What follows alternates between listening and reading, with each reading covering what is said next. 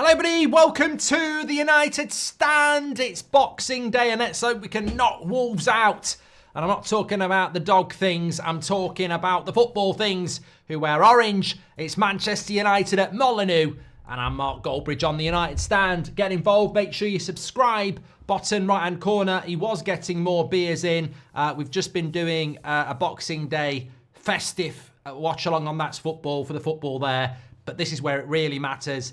Because we're united and we're ready. We're ready to go. There's some big stuff coming out, to be fair, and that's not just my Christmas food from yesterday. No, there's some there's more of this stuff going to go on all the way through. So get yourself a drink. But look, I think there's a couple of big conversations to be had. That's the United lineup. Some people are saying that's our best team. I don't like this team. Can I just shock you? I don't like this team because I don't like wing backs playing in a back five. This is not what Amrim did at Sporting. I think he's having to do it because he doesn't have other options. I don't want to see Mazraoui and Dalot as the wide players in a back five. This is meant to be a 3-4-3. And Dalot and Mazraoui are fullbacks. So I want to see an Ahmad there. I want to see a winger there. I want to see us attack more. That's a back five to me, and I don't like it. So fundamentally, I don't think that's our best team. I think it's the best team we might be able to put out at the moment, but I don't like playing fullbacks in a back five, and I don't think Amrim does either. Obviously, I'd pick De Ligt, but he's not. He's on the bench, so I'm a little bit worried actually about Maguire, Martinez, and Yoro. On paper, it looks good, but in reality, I think they've been a bit shaky. So defensively, we need to be better. I like Mainu and Agate. I like Ahmad and Bruno, and I think Rasmus is the right person to play up front. But I do worry about that team. I don't think it's as good.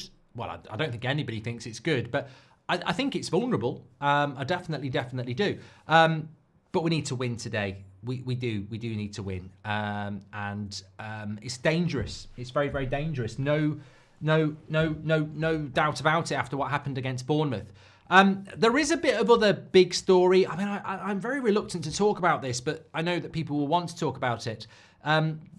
Rashford's not involved. He's not on the bench. And Malacia is not on the bench. And Fabrizio Romano has retweeted that, which leads me to think that there might be something to do with that because Malacia is fit, but he's not on the bench. And Fabrizio has sort of retweeted about it as well with eyes. I wouldn't necessarily have thought anything of it because the bench for United is Binder, Casemiro, Collier, Eriksen, Evans, Garnacho, Xerxes, De Ligt and Anthony. So you could have said, well, does Malacia need to be there really? You've got Johnny Evans and De Ligt who can play in the back three. You've got Garnacho. You've got Anthony who can play on the wider position. So do you need Malacia to be on the bench? So I'm a little bit confused because I saw people saying, well, Malacia is not on the bench and he's fit. And I was thinking, well, do you need to put Malacia on the bench? We don't actually need to put him on the bench. Would you take it? Would you put him on the bench ahead of Johnny Evans? Well, you might do, but it's not a shock to put Evans there. Would you put him on ahead of Collier? Well, you might do, but so I feel that there might be more to it, but I wouldn't have thought there was more to it without seeing people reacting to it. Look, I said about Malacia that he might not be good enough after 18 months. I can't really remember what he was like before. So I certainly don't think he's good enough based on what we've seen so far, but he has been injured for a very long time. Malacia and Rashford get on, by the way. They're good mates. I don't think that's a reason, but they are good mates. They've always been good mates. So I don't think that's a reason. Marcus Rashford not being in the team is quite encouraging. I take a deep sigh of relief, if I'm being honest. It's a circus, and Amrim is right to avoid that. I said it this morning on the show. If he puts Marcus Rashford back in the team today, it sort of allows Rashford and his team to win because it's like, we lost to Bournemouth, we need you. I think we need to draw a line, rightly or wrongly. The same way we did with Sancho, the same way we've done with other players in the past, like Pogba. We need to draw a line and say, our future is not with you. And that means you don't pick him. And if we don't pick him against Newcastle as well, then we genuinely are moving on. So Ben Foster valued Rashford at 10 million. I mean, that's just incredible. I mean, Marcus Rashford's worth whatever Ineos want to take for him, as I've said before. But look, it would be nice for Manchester United to win tonight and avoid the circus story that we get with the whole Rashford stuff, wouldn't it? So I'm more focused on Manchester United winning today. I think there's a lot of work to do. I look at that bench, if this doesn't work, and I go, you know, if Rasmus has a bad game, who's going to play up front? If Mainu and Nagate have a bad game, who do you bring on? I worry about the bench. So I think that we need the first team to deliver. Footy King, thanks for being a member for 34 months. Must-win game. 3 losses in a row would be unacceptable, says Mikey. MOT, welcome to the Members Club. Oh, talking about big news. Just to let you know, there's been a major development.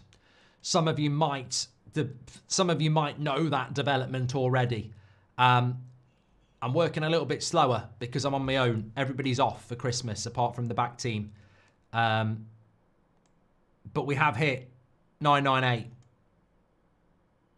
There we go. There we go. 998. 1.998. We are so close to 2 million. We're trying to get it there for New Year's Eve. And some are saying it could happen tonight and be a Christmas miracle. It would be a bloody Christmas miracle if we hit 2,000 subscribers in one night. But please do subscribe, and you are part of this journey now. Get involved with the United Stand every morning at 10 o'clock, every night at 8 o'clock. Get involved. Massive community that is on its way to 2 million subscribers, which is just absolutely incredible. We're 2,000 subscribers away from it. Please do subscribe, bottom right-hand corner. And if you have subscribed, keep sharing the video. Every new person that comes here might subscribe and get us closer to it. So well done, everybody. Please do subscribe. Ross Nelson, thank you very much for your super chat. Michael Pritchard, welcome to the Members Club. 2 million, here we go, says Marvellous. And Michael Brosu says, I hope you had family had a great Christmas. Happy holidays from Canada. Go United, go. You're the GOAT, Mark. Cheers from El Paso, Texas, says Ricardo. And Footy King has been a member for 34 months. Yeah, I mean, look, I've been live for the last couple of hours doing the Premier League games on That's Football. So, but obviously, to the United Stand community, I hope you had a fantastic Christmas. And this is a bit of a tradition. I've had a few. And I will have a few more. So it's going to be an emotional one. Hopefully it's going to be a celebratory one. But cheers. It is that time of the year where we do a Boxing Day stream. And I think back to ones gone by. Was it Newcastle a few years ago? I was at my sister's house. I'd been down the pub all afternoon. I did a watch along from their spare room. And I had my 2 daughters, my nephews. Seb wasn't born at that point, and they just sat in the background watching it. So look, it's a bit off piste, but you know, we have the charity streams, we do all sorts. So it's a bit of a special stream, this one. But go with it, enjoy it, and I hope you're having a great time, whatever you're doing as well. And if you didn't like Christmas, then football's back. Nep, welcome to the Members Club. Thank you very much. I appreciate that.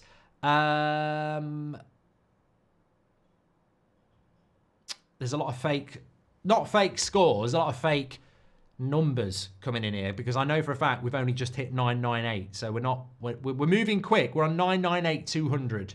So it's moving very quick now. People are getting very excited. So keep sharing the video and getting involved. Look, I can't remember what I said in the preview because it was on Monday. It was before Christmas. It was Christmas Eve.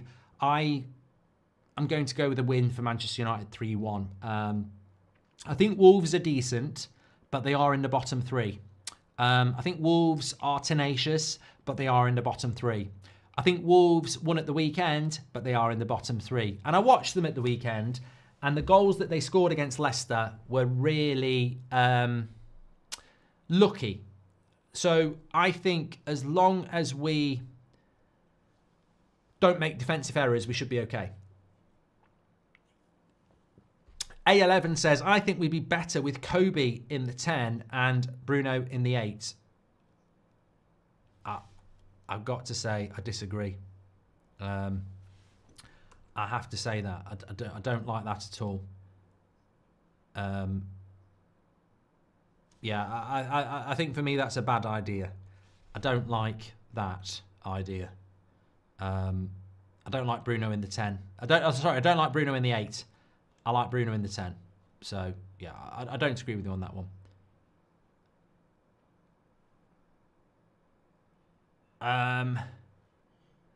Hi, Mark. Up the Reds. We hope we win today. It's my little brother Cobain's birthday. He likes watching your contact. Can you say happy birthday, Cobain, please? Says Footy Edits. Happy birthday. There we go.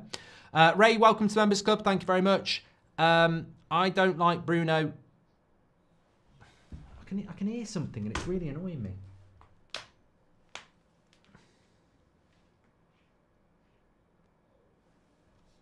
It's me. Idiot. It's me. I've got it on. I don't know how you listen to me. Can Dubai or Qatar please buy the club already? It's a 7-inch destroyer.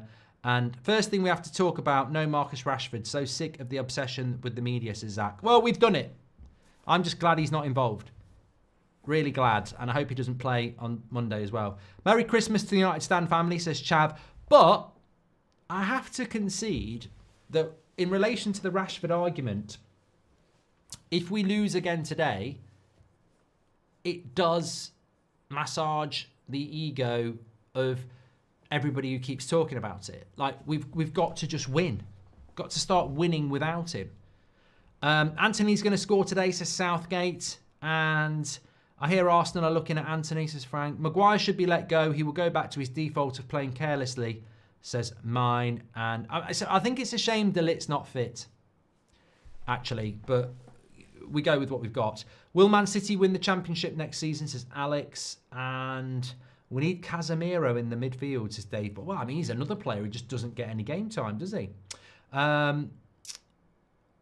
Are you worried about Wolves? I don't say nearly worried about West Ham.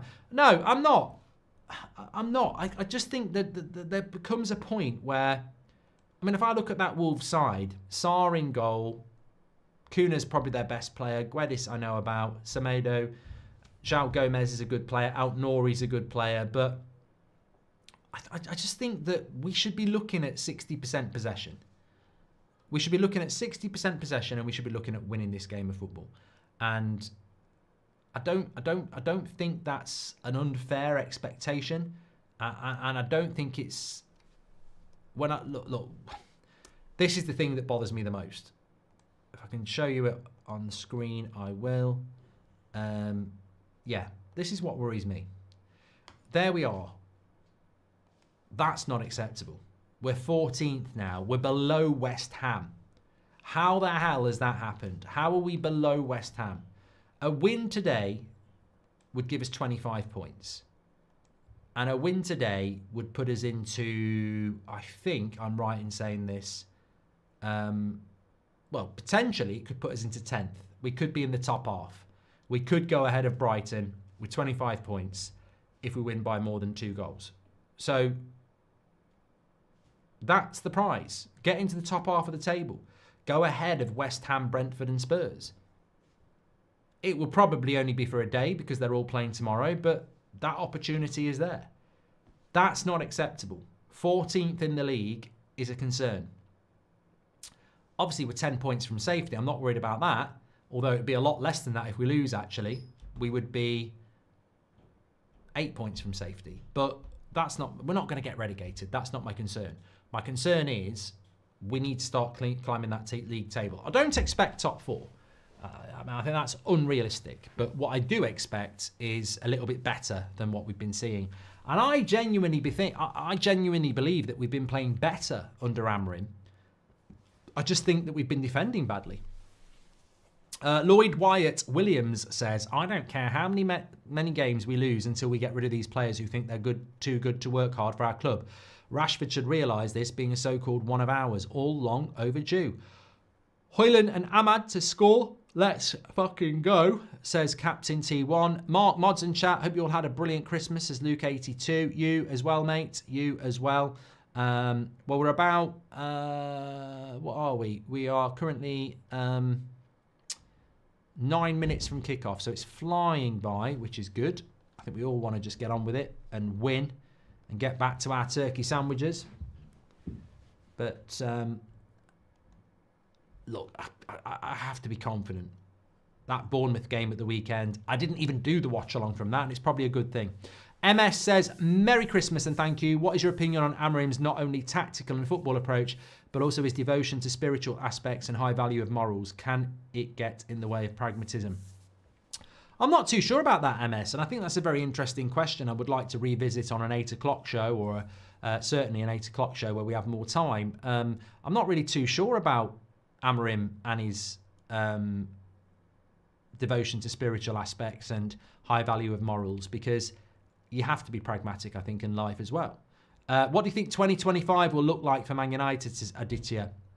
Well, I did ask everyone that in the video I did the other day. I think we'll win the Europa League in May, and I think this time next season, we might be in the top 4. And I would take that. And playing Champions League football. That's what I want.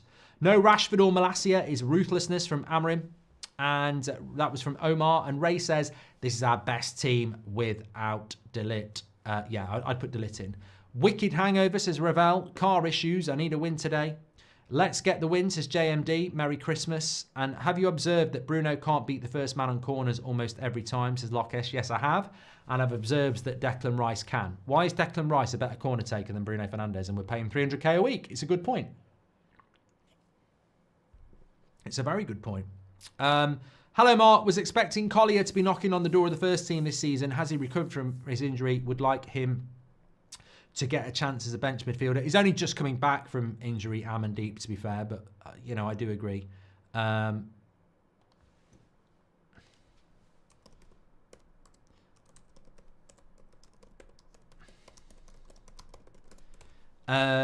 worried about Maguire against Kuna, says Arch. And being honest, we should win today. Bournemouth and Forest are 6th and 3rd, respectively, and we did well against Tottenham. I think we can do it comfortably, says Andre.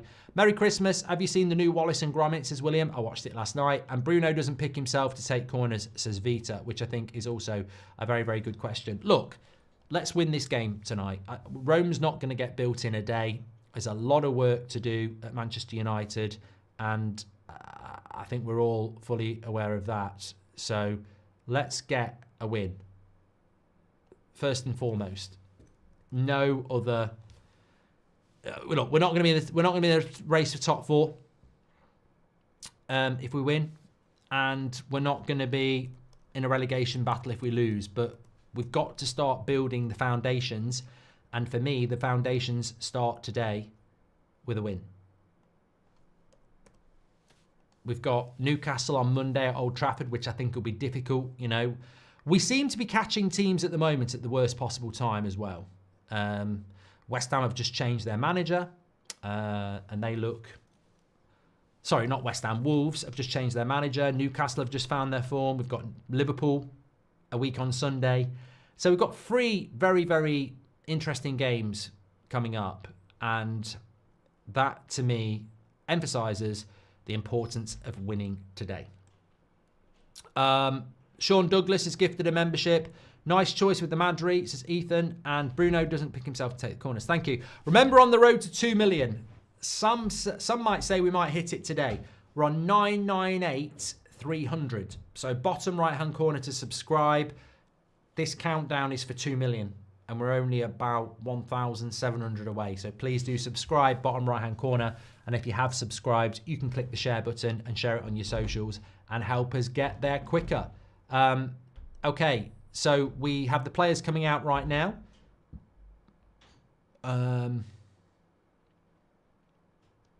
We need a win. We just need to win. Give us a Christmas treat. January transfer focused, left side or proven striker, says Carlos. Oh, good question. Absolutely every day of the week. Every day of the week. January. Left-sided player. Every day of the week. The striker thing we do need, but we need a left footer. I mean, you're going to see it again today. The amount of times we get the ball on the left-hand side and miss a left-footed player. Mark, for 2 million, come on United, says Milford. Bruno doesn't suit the left attacking midfield role, gets into great positions but doesn't have the pace or trickery. I think this is a great point from Mohamed as well. The amount of times against Bournemouth we saw Bruno Fernandes advancing into space and he doesn't have the legs for it. I don't know what Bruno's role is in an Amorim system, because he's not a pivot in the 8 or, in the deep pivot. And it's not behind the striker because he hasn't got the legs. So I don't know. I mean, he's going to play a lot. We know what we're like without Bruno. But I see him in that role behind the striker, and I think you've got to have legs in that system, and he hasn't got legs. Can the Premier League have 6 teams in the Champions League next season?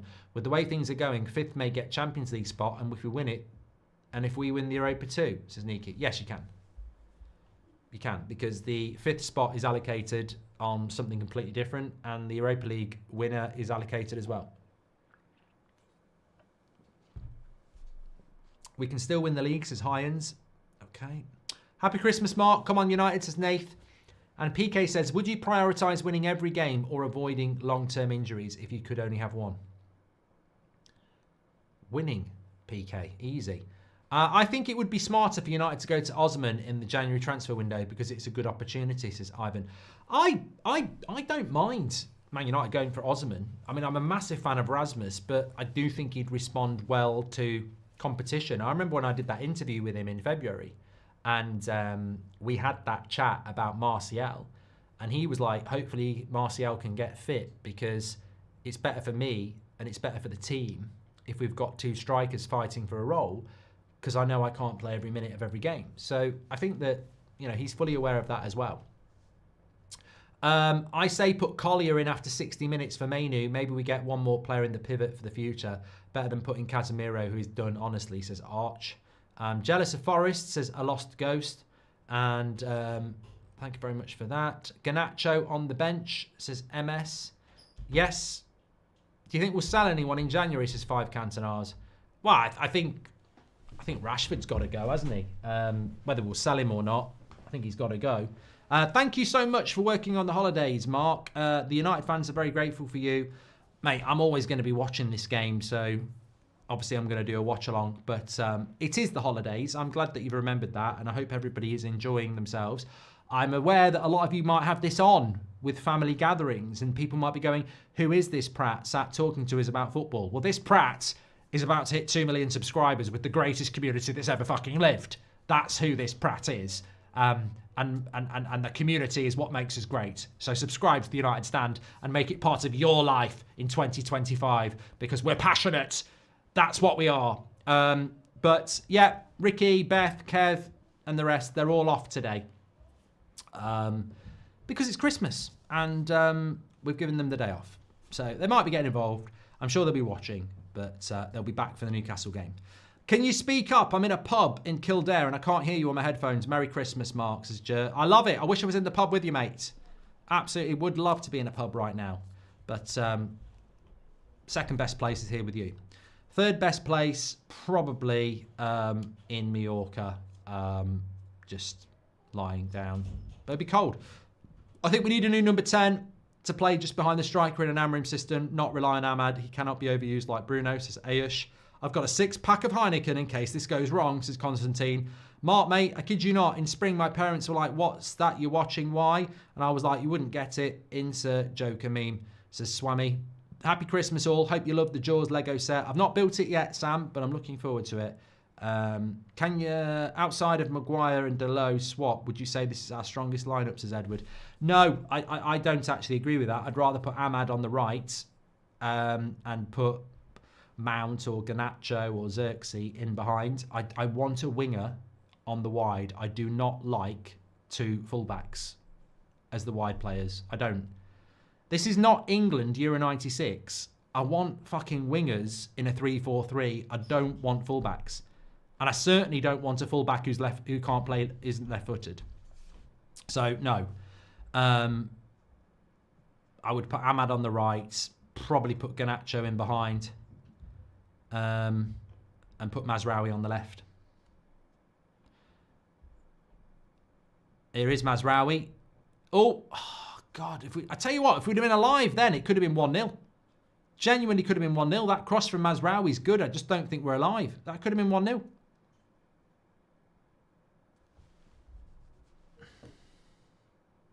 I need to see this again. Cross comes in. Oh, I tell you what, Rasmus could have got on the end of that. You ask for service, and there it was. I don't think it was easy, but we've seen him finish those sort of chances.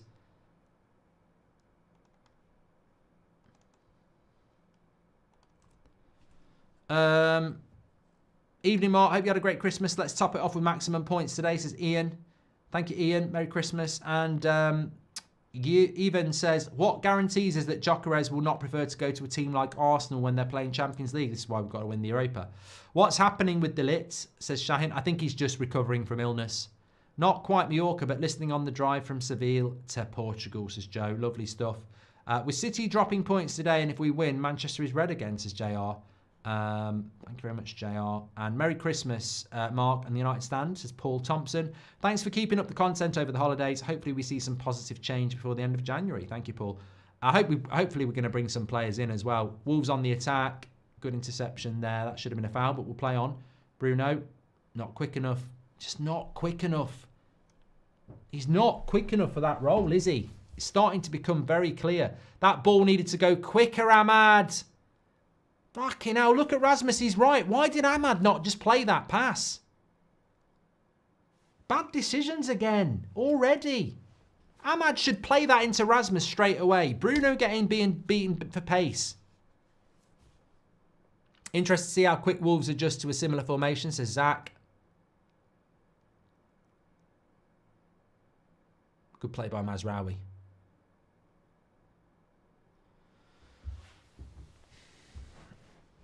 Flying Frenchie says Rashford's been treated badly. I'll leave that to the chat.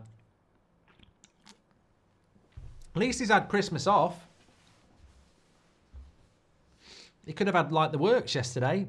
A couple of glasses of red. He's a red through and through, remember. You know, Christmas pudding. Why am I not standing up? Great question. I'm lazy.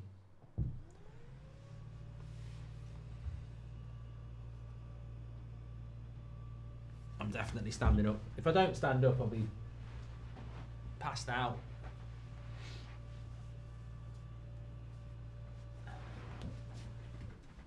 Come on then.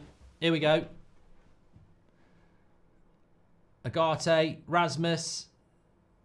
That ball is on if we get it quick enough. Sam Ameson on this Christmas stream has just gifted 10 memberships, by the way. Absolute legend. Thank you very much. Very, very quick pace to the start of this game. Thato, welcome to the Members Club. Thank you. Lizzie, thanks for your super chat. Can you wish Aiden, Sage, Shane and Shiloh a Merry Christmas, says Dino. Yeah, Merry Christmas. Hope you've had a good one and are having a good one as well. Man United Hodge, welcome to the Members Club. Yoro booked already. Bloody hell. This better be a booking.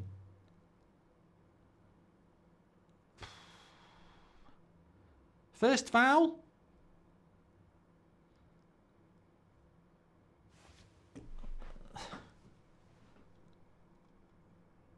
Twat.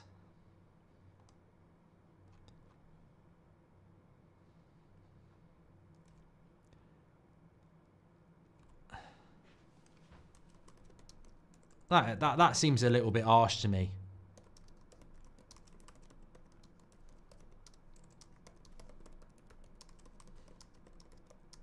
Oh, what, Wolves on the back post. Good block.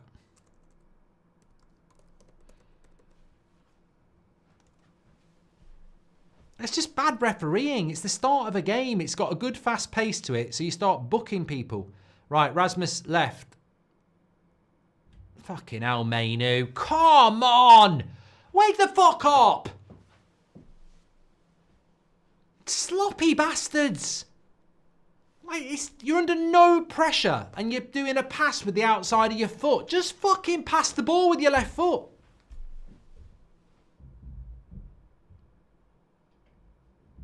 I know it's early days, but like already I'm seeing complacency. Sloppiness.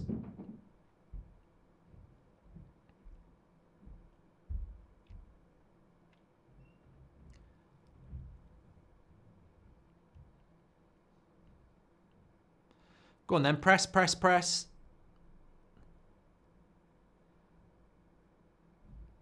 Come on, they're third from bottom. We should be beating these. Time. What? Maguire, get it on the fucking floor, mate. We're not playing bloody volleyball. Oh my God, just get the ball on the fucking floor. Tony, thank you. Gifts of membership, thank you. There we go, that's better. Right, Ahmad, where are we going? Good. Possession, move it.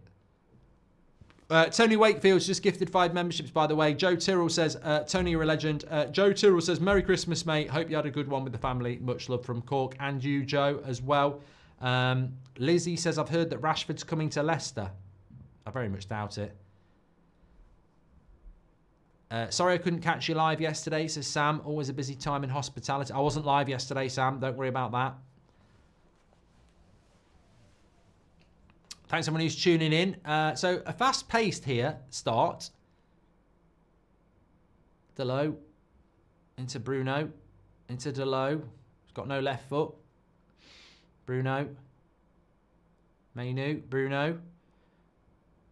Predictable shot there.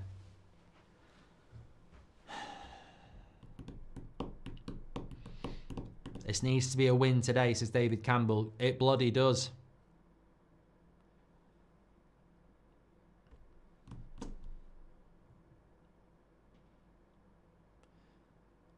I don't want to see Agate going off after 60 minutes as well. I thought against Bournemouth the game just went backwards after that. Some says we don't want any corners either. Well, we have got Maguire.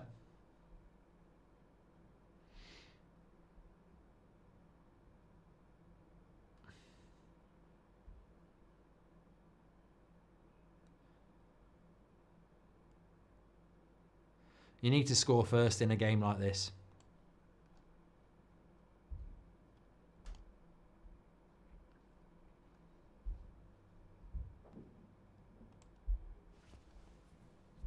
Agate is bloody brilliant, says Pawan. Aren't Christmas holiday matches just the best, says Jide. I'm firmly a big fan of it. I love this period between Christmas Day and New Year, and the fact that we've got this today and then Newcastle on Monday just, you know, makes it interesting. But, you know, we don't want to do a Chelsea and take 1 point from 6. I agree with Dan. I think Bruno in that position just isn't quick enough. I think it's a real problem. Somebody else mentioned it. I really do think there's a lack of pace there that you need in this system. You know, we're playing fullbacks when we need wingers, and we're playing, you know, I think you've got to have pace in this system, which is why I think he keeps trying him in the pivot. Michael Oliver PGMOL says, Sir Mark, I need a goal scorer to place the mortgage on. Any suggestions? I fancy Rasmus to score tonight.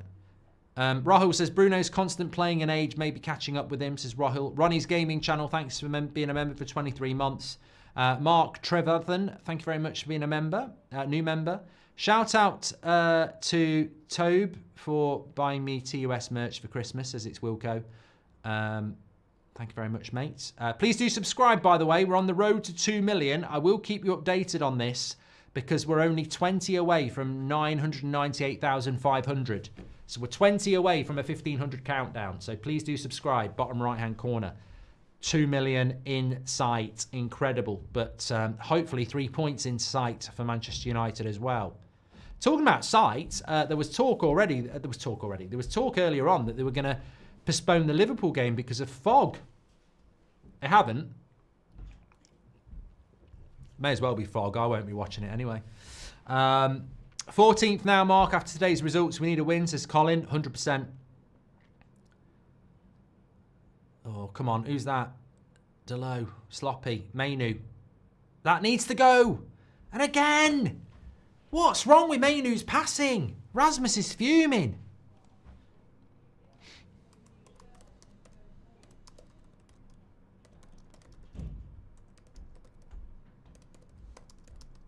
Two times now. Under no pressure as well. That's the second pass in the first 10 minutes that has just been wildly overhit.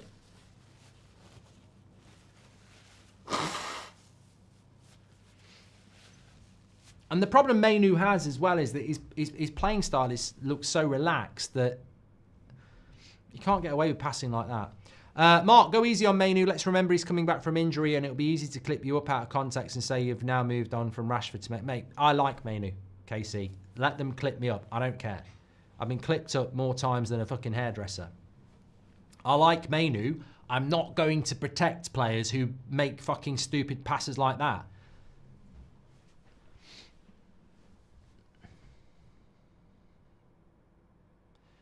This is a mistake we made with Rashford for years, protecting a homegrown player who actually wasn't good enough. Like, he needs to play better. He had a bad game against Bournemouth. That's better. That's a better pass. Because he takes more care with it. You think Mainu and Garnacho seemingly aging like milk, says Thomas. And do you think the transfer window will be busy for United, says Marcus? I hope so. I hope so. Constantine says, can Mainu see there's a mist overtaking the stadium? Made of Sounds has just gifted 10 memberships, by the way. If you got one, make sure you say thank you or put a W in the chat. Would you sell Rashford in the transfer window, says Transport from Ollie? 100%, yeah. Right, free kick for United here. Chance for Bruno to whip a cross in.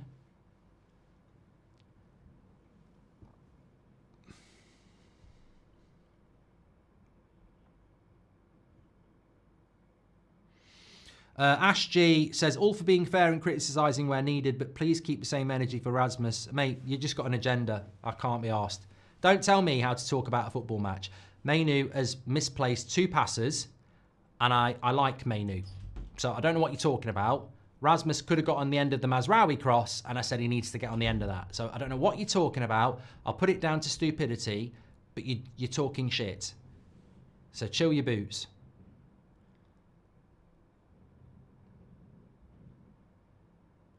Mazraoui, go on. Corner. That is a corner. That is a corner! He's not giving a corner.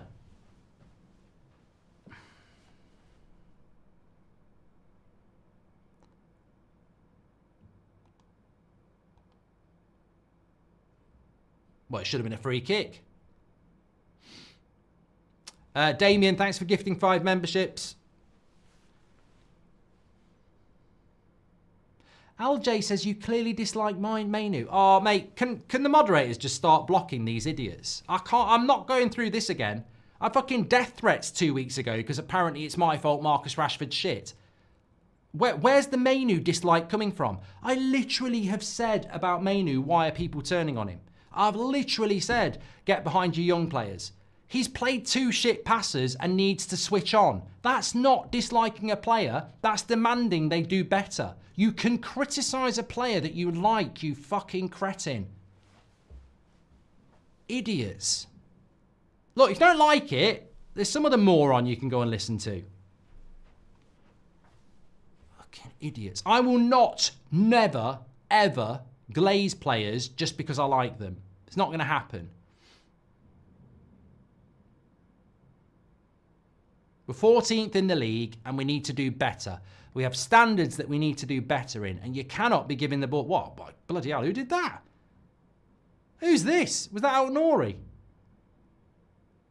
No. Play on, play on, play on.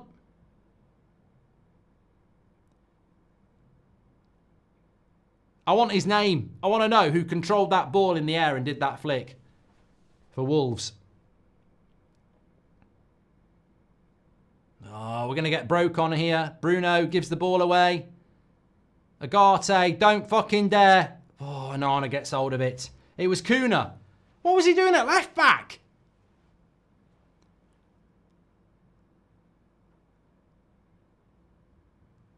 Why is Kuna taking the ball at left back? I tell you what, mate, he's on the prowl. I'm just going to tweet this.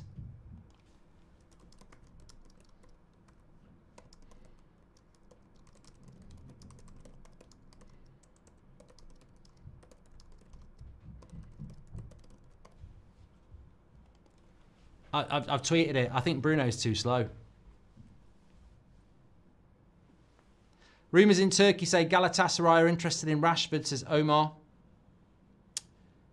Rowan says, don't worry. We all know Mainoo's been off it the last few days. Keep calling him out if he plays badly. We want Mainoo to do well. We're so slow at decisions, reactions and passing, says legendary Baldy. We need to stop giving credit cards to idiots, says Doc. And what do you think about Chelsea getting Roger? Yeah, I'm not reading that one out, MC. Gifted, Damien Ships gifted 5 memberships. And Joey says, do you think it's funny that since a certain someone's been out the team, they've had no team news leaks? Garte heads it away. Come on. Sloppy from Delo again. On the edge of our own box. We've gone into sloppy zone. We started off for 5 minutes and we've gone into sloppy zone. All for being fair. Done that one from Ash. I don't see a win here, says Henry. And Parker says, these teenagers, well, let's try not to be ageist. Know nothing about standards of passing. They probably never watched the game under Sir Alex, says Parker. Look, those 2 passes I called Mainoo out for were a sin at this level. You're under no pressure. One of them to the left, one of them to the right. He should make those passes. And it doesn't matter who it is. If it's Agate, if it's Maguire, if it's Bruno. I mean, Maguire's just hit a good 40-yard pass there. That's a good pass from Delo, and it's another bad pass by Mainoo. But he wins it back. Ahmad, Mazraoui, now Mainoo, what are you going to do? That's a good cross! See, that was good. That was good. That was our best bit of play. I just think it was slightly ahead of Rasmus, but it was good play, and it was a very good cross by Mainoo.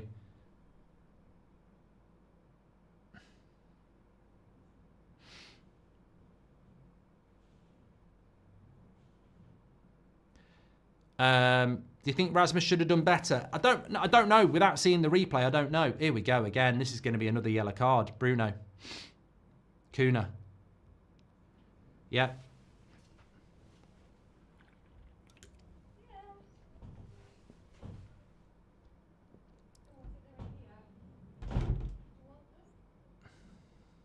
You can't argue with it. You can't argue with it. It's always going to be a yellow because he's just giving it to Yoro.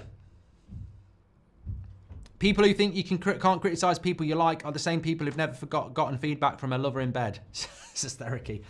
Hi, Mark. Did you agree with the Duran red card? Absolutely not, Freddie. I think it was disgusting.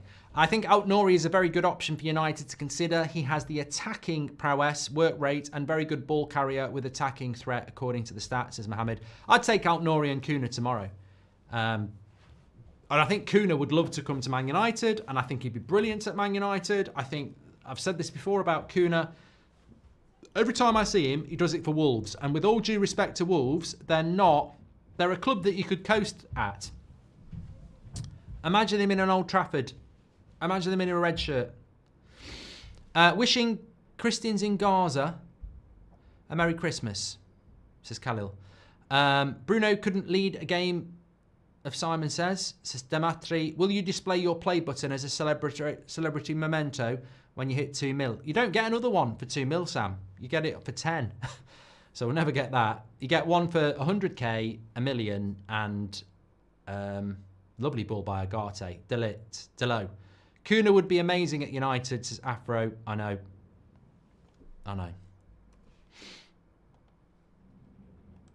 It's very rare you see a player that you go, let's go get him, but let's go get him.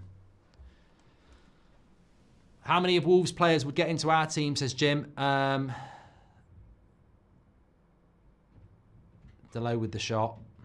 It's not a bad shot by Delo, to be fair. Thanks for the super chats, by the way. 20 minutes ago. Bloody Kuna is world class, says Dave. Wishing you the best for 2025, says Bartley. Thank you. Yeah, we want to try and get some travelling and live shows in 2025. We had to cancel the Christmas one because of the venue, so we'll definitely try and get some in 2025. I enjoyed them last... it was 2024 we did the last one, actually.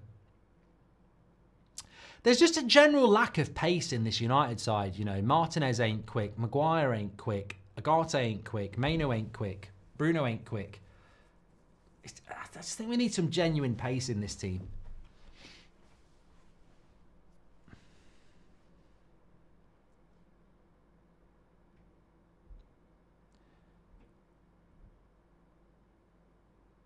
Danielle says Kuna's 25. Perfect. Well, it seems to me like there's either a lot of people in this chat who've had the chat about Kuna with us over the last 8 months, or there's a lot of people waking up to Kuna. But it won't be a surprise if you're watching the United Stand on the regular. We talk about Kuna a lot, and since Amrim's come in, we've spoken about him more. He's absolutely perfect for the system that Amrim wants to play. In the pivots, the way he carries the ball and how quick he is, it'd be absolutely brilliant.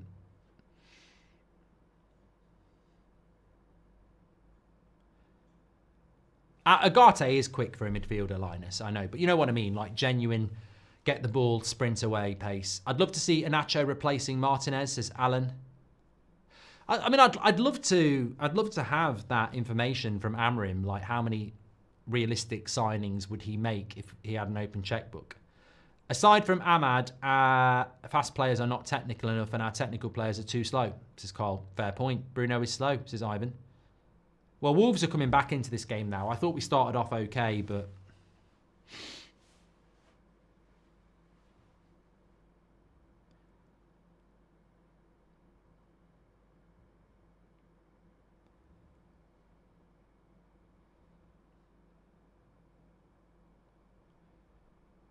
Come on, Mainu, you got to track back. Shot over the bar. Guedes for Wolves.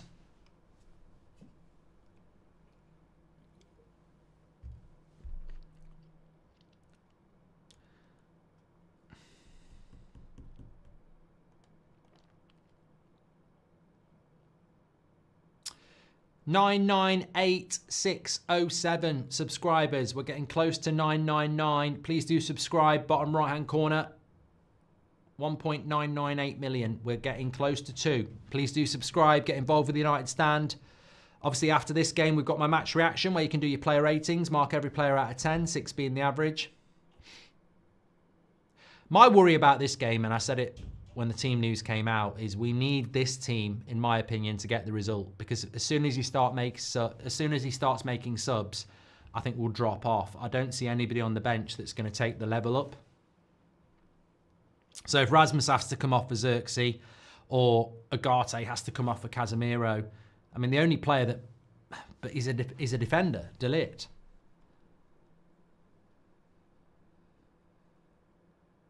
Ricky says, Merry Christmas to Mark and family. Merry Christmas to you all. Thank you very much, Ricky.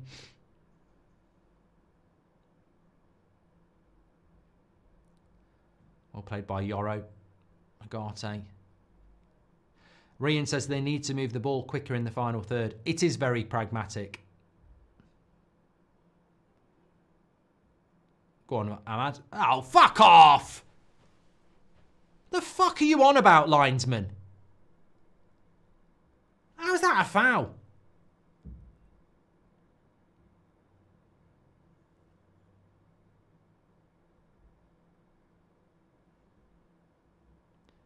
Just bloody spins.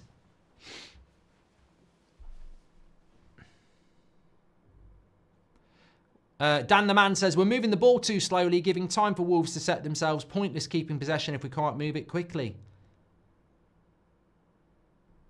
Well done, Agate. That's what we want him for. Go on, Delo. Go on, Mainu. Oh, I didn't want it. Might have been slightly ahead of him.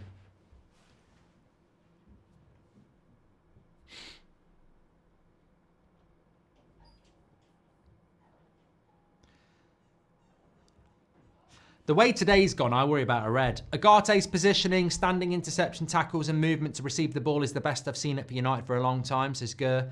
How's the roof? Says I'm busting Vicar. Yeah, it's better, mate, actually. I got up on the roof and did a quick fix for the Christmas, and it's not really raining that much either, so it's been fine.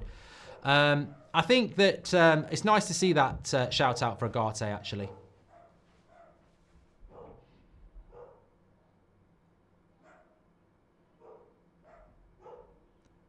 Who let the dogs out? Wolves.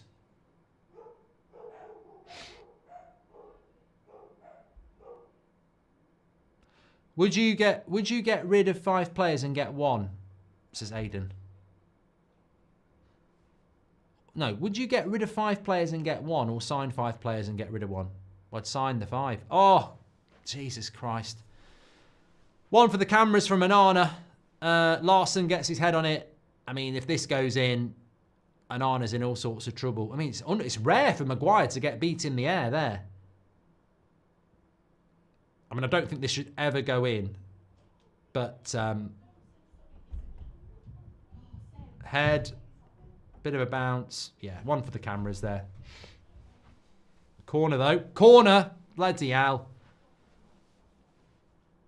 Someone in the chat just said, what a save. Mate, you need to learn about goalkeeping. Corner comes in. Yoro gets on it.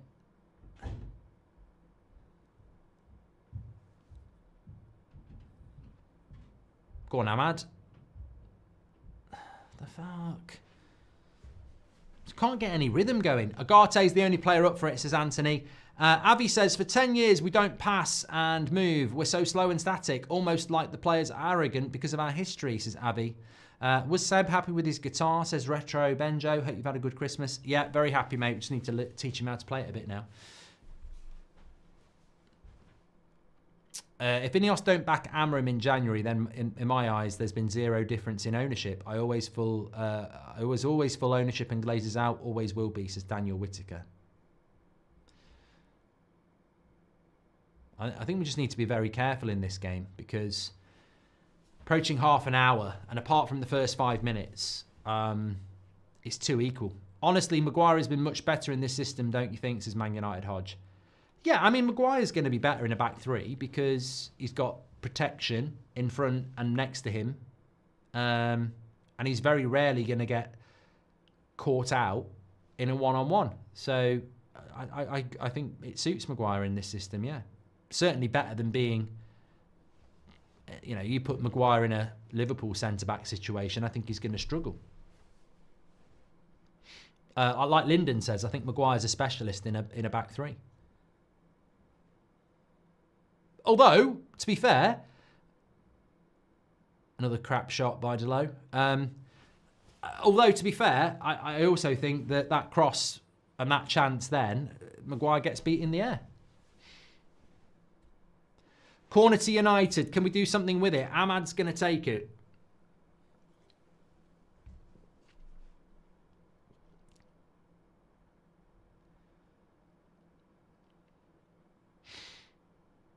Headed away. Thanks, RP says, I served you at Adventure Golf Centre Parks last weekend. Appreciate the picture, mate. I remember. I wasn't even meant to be doing that, Adventure Golf, by the way. The whole family were going to play golf, and I'd just gone back to the apartment, or whatever you call it, to do a reaction to Man City losing to Villa. And then I had quick time, so it came down. I remember it. We had a great trip, really enjoyed it. The redemption of Harry Maguire, says Mass. And Mark, is it time to cash in on Bruno, says Dan the Man. Well, we're not going to do that. We're just giving him a brand new contract, and he plays every game of every minute under Amorim, and he's his captain. Damar says, the decision levels in this team individually is shocking. We're too slow and too predictable. We won't improve until we get better IQ players, says Damar. Oh, I completely agree. Completely agree. It's like Groundhog Day every game. Side to side, crab football. You know, very little in the way of synergy. I mean, what the fuck's that? Shouldn't be hitting that first time. Ahmad, little dink. No. Ivan says, Wolves keep looking dangerous on the break. We need to create more chances. Here they are on the break. Well done, Martinez. Just seem to be passing it around. Need to score first to take the momentum. 100%, Ivan. We do need the first goal in this game. Let's have a quick look at the stats. So, 64% possession's good. I said before the kickoff, 60% is what we should be looking at. But one shot on target isn't good. And this is where possession has to materialise into chances. We had 60% possession at Arsenal in the first half at some times, and we had no chances at all. Steve Woodley says, Mazraoui and Ahmad switching is an interesting concept. Ahmad needs to go back to wing-back. He's been bullied too much, says Nathan. I want Ahmad to go back to wing-back or out on wide. It's not a wing-back, really. It's a wide. I want Ahmad on the wide because it gives you another attacker. I don't really care if it's Xerxes, Anthony, or Garnacho. I just would rather see a wide player. Good hold-up play by Rasmus. Needs a pass.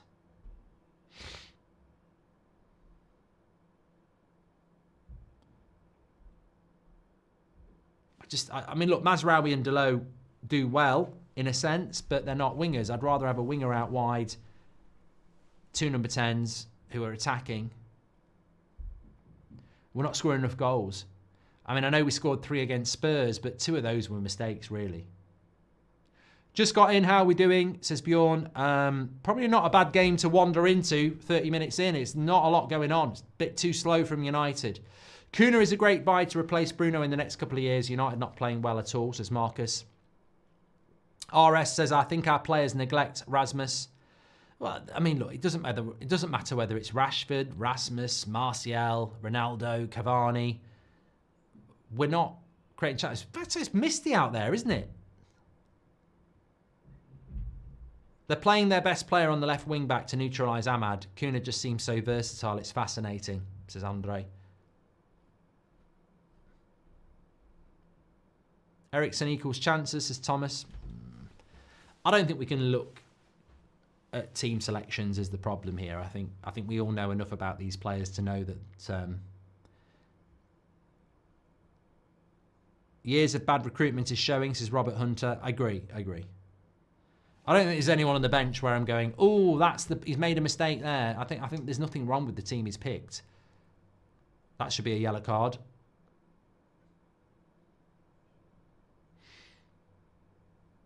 That should be a yellow card. Yeah. Consistent, at least. Just joined 5 minutes ago, says Brian B. And Ugarte making great tackle. Man of the match again for me, Ugarte. So far. Well, I don't know whether that's a good thing. Gomez booked for them. Please do subscribe, by the way. Bottom right-hand corner, we're 200 subscribers away from changing that to 1999, and then we're 1,000 away from 2 million, which is incredible. Bottom right-hand corner to subscribe. Man United have got a free kick. Whip it.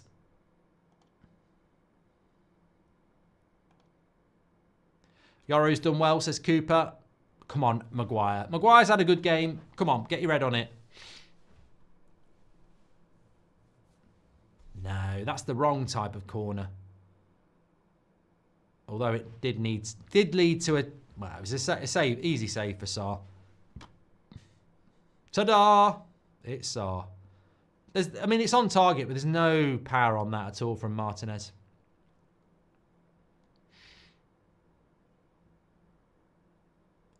We need to buy a competent left wing back in January, and we look bland on that left-hand side. Nigel, I completely agree. I think that I said this morning, didn't I? If we brought in Reguilon, we'd think he was prime Roberto Carlos. Like, the difference between having a left-footed player and what we've had for a year will be night and day. Like, we haven't had a left back for 12 months. Probably longer than that, actually. Because, Luke, we've probably not had a proper starting left-back for 18 months. I don't think we know what it's like to have somebody who can play on the left-hand side. Mank says it's amazing. We go left constantly and Delo does nothing with it. This is what I mean. Just put anybody with a left foot out there and it'll be better.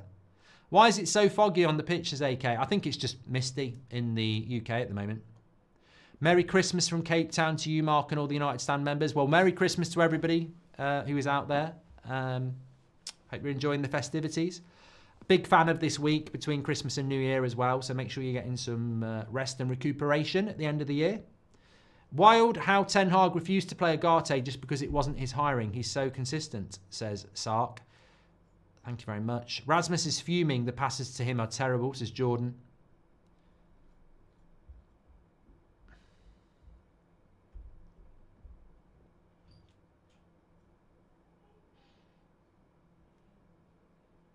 Rib says, Ahmad 10, Mazraoui winger isn't working well. Ahmad naturally drifts out wide on the attack, and Maz is too central on the attack, says Rib. They're obviously players he trusts, though, aren't they? I mean, I think the problem is you can put Ahmad on the right, but he obviously doesn't trust Xerxes or Garnacho. I think if Mount was fit, which is a big if, good cross by Altnouri. I think if Mount was fit, Ahmad would be on the right, but he obviously just doesn't trust those players. Favourite dog breed, Mark, says Alu. Congratulations on 2 million already. We're not there yet, mate. We need to ban vaping in the stadiums. Can't see a thing, says Jake. Why does it seem like everyone's running through treacle, or is it just me? We're very slow. I'm dreading going to... I mean, I'm dreading Newcastle on Monday night, to be honest, but Anfield a week on Sunday. Oh, my Christ. Somebody said to me in the pub on Christmas Eve that they said, Mark, I know it's a really hot take, but I'd love you to mention it on a stream if you ever get the chance. I actually think we should, if we'd have kept Ten Hag for the season, we would have improved. And I said, I mean, it's an interesting take. I don't agree with it, but I sort of understand where you're coming from. Things haven't got better under Amorim. Would they have got better with Ten Hag under time? I don't know. I think that Amorim has come in and is trying to get rid of players. Ten Hag wouldn't have got rid of them. Mister says we put Malacia on the left last week and we got shafted. Alec Miller says the same way Foden has developed into a creative threat from playing next to De Bruyne, Mainu is developing into a sloppy possession player from playing next to Bruno. Merry Christmas, says Alec. Up at 4 a.m. to watch United play badly, says Jacob. I know he'll stick with it, but it feels unnatural to have United playing with 5 at the back to Wolves. We lack threats, says Andrew. Well, he has to stick with it. I mean, I'm not a fan of Man United not playing with a back 4. I'm a traditionalist, but when we got Amorim, I knew that's what he's about, and he has to do it. He has to stick with it. I don't want him to play a back 4. Corner to Wolves.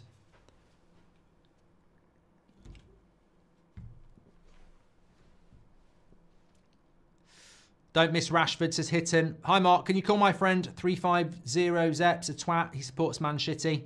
Thanks. Hope you had a lovely Christmas. Says you too, mate. I wish we got Bowen last year before his extension, says Sahil. Well, thanks everyone who's tuning in. There's probably better things you could be doing on Boxing Day, like playing Monopoly. And Arna deals with that. Nathan says, I've got to be honest, nothing has changed with Amorim. I don't think that's a bad reflection on Amorim, Nathan. I think when you think about what you've just said, it doesn't reflect badly on Amorim unless you think he should make these players play better. And I think that's the problem. Nothing has changed because the players aren't good enough. I don't think this team plays any better with Pep. When you think about how Pep's struggling without just Rodri. Going to be awesome. Love you, mate. Merry Christmas, says Joppin. You too, mate. Hope you have had a good one. Why don't we move Bruno to the right side and Ahmad to right wing back and Garnacho into Bruno's spot, says Devon. Vita says, I don't think Ahmad's playing well today.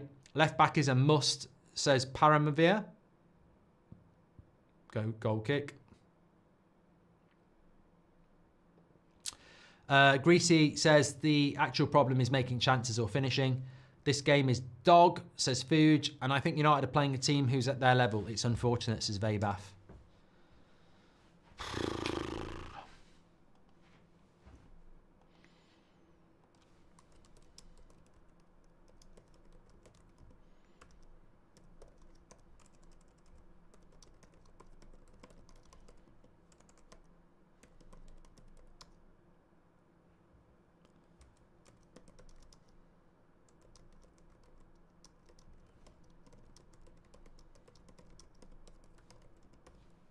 Ahmad, bit of time.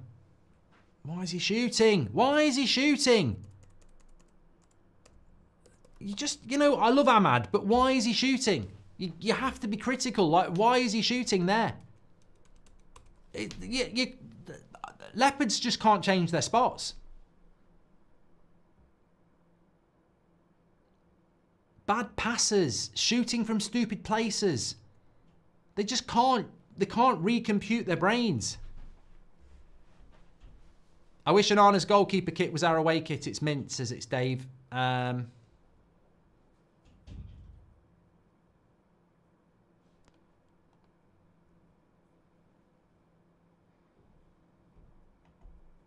may know. You got to score the first goal in this game. The longer it goes on, it's absolutely essential that we score first, because if we don't, I think they do. Would you take Kuna in the 10 next to Bruno? Well, I don't know about next to Bruno, Jamie. I don't know about that. Oh, what are you doing?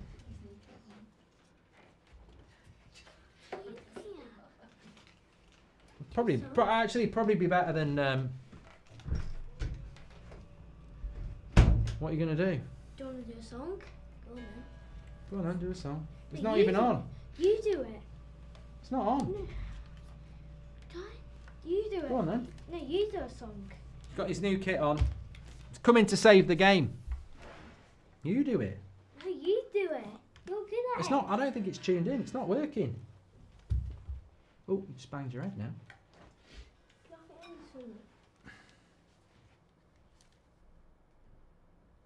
Why is it not on? Go on then. No, you do it. It's your guitar. Yeah, you're good at it. I'm not good at it. It's not. Yes, It's you not. It's are. out of tune. No, you are good at it.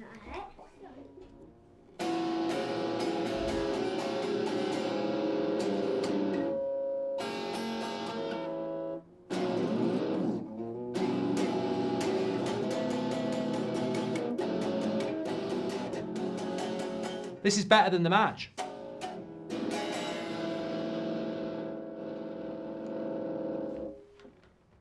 It's really out of tune. I know.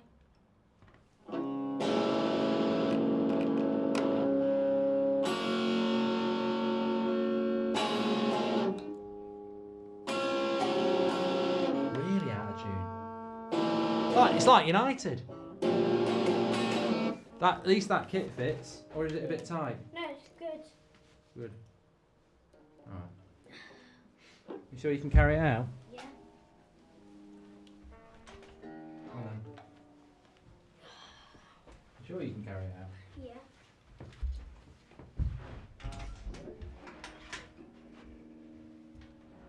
See you in a bit. Maguire's playing well.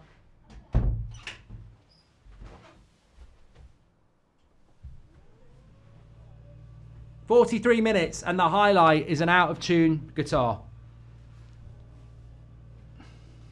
It genuinely is.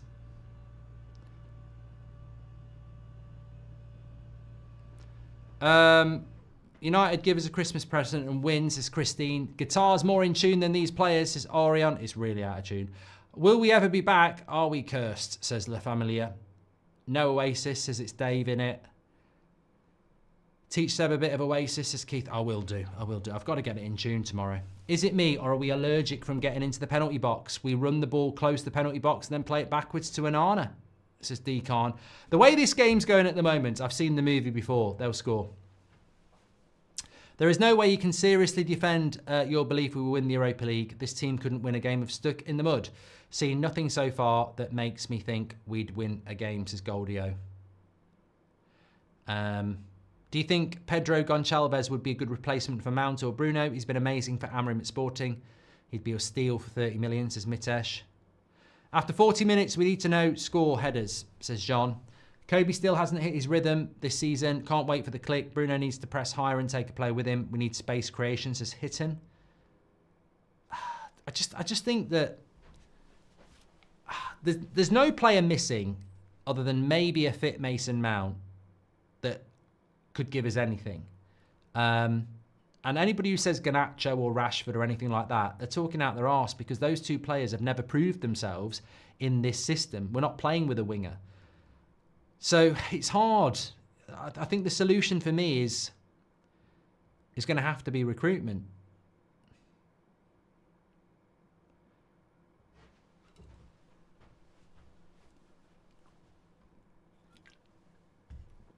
Would love Nori and Kuna, says Kisley. Put Anthony on the left, says Keel.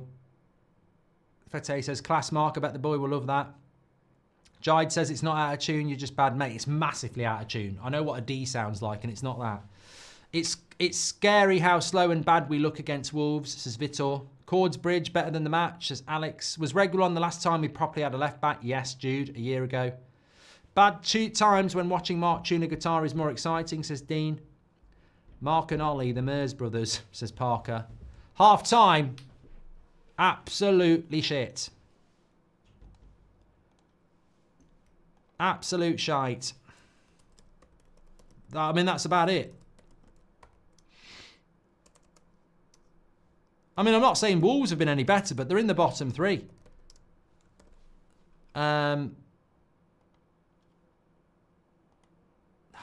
You know what worries me? I look at these players walking off and it's that same vacant look on their face.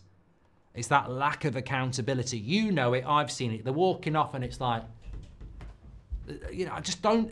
I used to see Roy Keane walking off, like storming off the pitch. Cantona, you know, Ince, Giggs, Scholes, Rooney, storming off the pitch. This lot walk off and they're like, fucking like that Mr. Soft advert.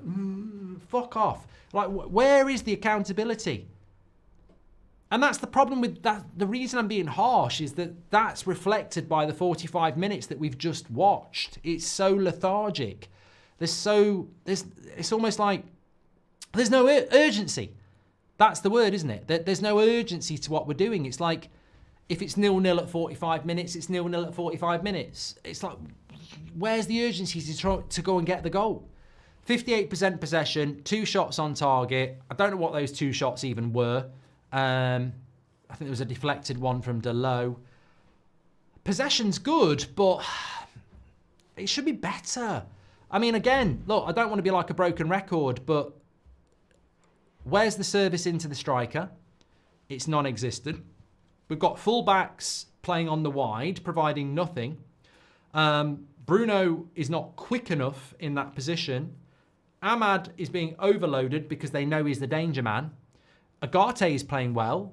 The 3 centre-backs are doing well, but they can't score the goals. So the creativity is not right. For me, Delo is offering next to nothing on that left-hand side and hasn't offered anything for weeks. Mazraoui goes to the left-hand side. Ahmad goes to the right-hand side, and you take a risk. You put Anthony, Garnacho, or Xerxes next to Bruno, and you get a little bit more attacking threat into that front 3. We're very defensive in this game. We've got a back 5, basically, and we've got a double pivot. And then we've got a slow Bruno, an absent Rasmus, because we're not getting him in the game, and therefore everything's got to go through Ahmad. It's just very, very, very easy for Wolves at the moment. I think you've got to make a more attacking change, and I think that attacking change is going to have to be getting some attacking element down the wing. Mentality issue, we need proper leadership in the side, says Dan the Man. No competition, players don't fear for their places, says Phil. Doesn't matter if it's out of tune, says Keel Robinson. I know what you're talking about, because you're cool. Honestly, we've forgotten how to play with the striker, says someone. Every time we win the ball back, United slow it down, says John Jonathan. We've got 0 tempo, says Patrick Lynch. Playing against a team like Wolves, we can't let them back into shape. We just need to do everything too slowly. And the interesting thing, Patrick, is that in the first 5 minutes, even in the first 2 minutes, it was really quick. Like, we could have scored. The cross came in from Mazraoui. I don't know how close Rasmus was, but we started really, really fast for 5 minutes, and then it stopped. We're so bad, says D1. Can't believe my eyes. Everybody all over the place. No teamwork, only individuals. The team is going nowhere. Man United ate all the turkey, says Mark Hemingway. Welcome to Members Club, Michael McLean. What did you have for Christmas dinner? Turkey, Marcus. And we won't improve until we have creativity out wide, says Steve. Kirkes, Robinson, Davies, and Kuna or Osman, says Sahil. Any of those combinations or all 5. All being found out, these players, frauds, the lot of them, robbing a living. Well, Mr. Sedo, do you remember me saying this, having this conversation with you about a year ago? And I put it out there and I said, is it the manager or is it the player? And what I meant by that is, are these players actually capable of playing, and at that time I said, a PEP system, or a Klopp system or an Arteta system. How many of these players could you put into an Arsenal, Liverpool or Man City side a year ago and they'd blossom? And how many of these players are actually being held back by the coach? And whether we knew the answer a year ago or not, we know the answer now. The answer is there aren't really many players in this team that you put in an Arsenal side or a Liverpool side or a Man City side that's doing well. It's a player IQ problem, and it has been very, very clear for weeks, months even. We've got a huge issue with our player IQ. They struggle to play in a system that isn't compact and counter. Hollywood pass, shoot from distance. They are almost indoctrinated into let's counter quickly and shoot. And it's such a basic way of playing football. We should get Hoyland off the pitch. He can't hold up for his life and has zero attacking IQ. Sammy, I think you've completely misread the game, but thank you very much for your super chat. I'm sure there'll be some agenda-driven people that agree with you. If you think that Rasmus is the problem in this game, you probably think Agate is as well. Great players can back it up week after week, says Reese. We should get... we're playing so slow, says Patrick Lynch. We are afraid of being caught on the break like we did against Bournemouth, says Patrick. It's incredible how bad we are in attack. Ahmad has become so greedy and we urgently need a replacement for Delo. Kuna on the left would be great. I only saw 11 individuals, not a team, says Chikorito. Kuna in January, please, says AMG. We suck so much, it's insane, says Theodore. Delo cuts back on his right all the time. Ahmad has a reluctance to pass. Bruno has no intensity or legs, just my observation, says Fabian. I think for me, I mean, it sounds like a broken record, but the amount of passes we misplace, the amount of times we're shooting when we should pass, it's incredible. None of them deserve to wear a Man United shirt, says Miad. It's an uphill battle for these players to win our trust. We are blunter than a soggy poppadom, says Miad. Yark says, I like Rasmus, but this new crybaby attitude and diving on the slightest contact is infuriating. No wonder no one passes to him when he ends up on his ass. But I think what that's about, Yark, is it's a visibility to show people that he's making the run. And more importantly, Amrim. He's trying to show Amrim, I want the ball, I'm making the run, and I'm not getting the pass. And I agree with you. It's the same as Bruno and his petulance. But the reason they do it is to basically, it's almost self-preservation. It's to show, I'm wanting this, I'm making this run. And, you know, this shouldn't have happened. And look, I know it's not pleasing on the eye to many, but you can understand where it comes from. If Bruno does the calm down with his hands again, I'm going to pull my hair out. How much slower does he want it to be? Says Shah. And mentality issue, need proper leadership in the side, says Dan the man. Anyway, exciting news, not on the pitch, but off the pitch. We are 90 subscribers away from 999,000, and then we'll be on the 1,000 countdown to 2 million. So please do subscribe, bottom right-hand corner. And if you have subscribed, please click the share button. We are only 90 subscribers away from changing that to 999. And then we're so close, you can almost touch it.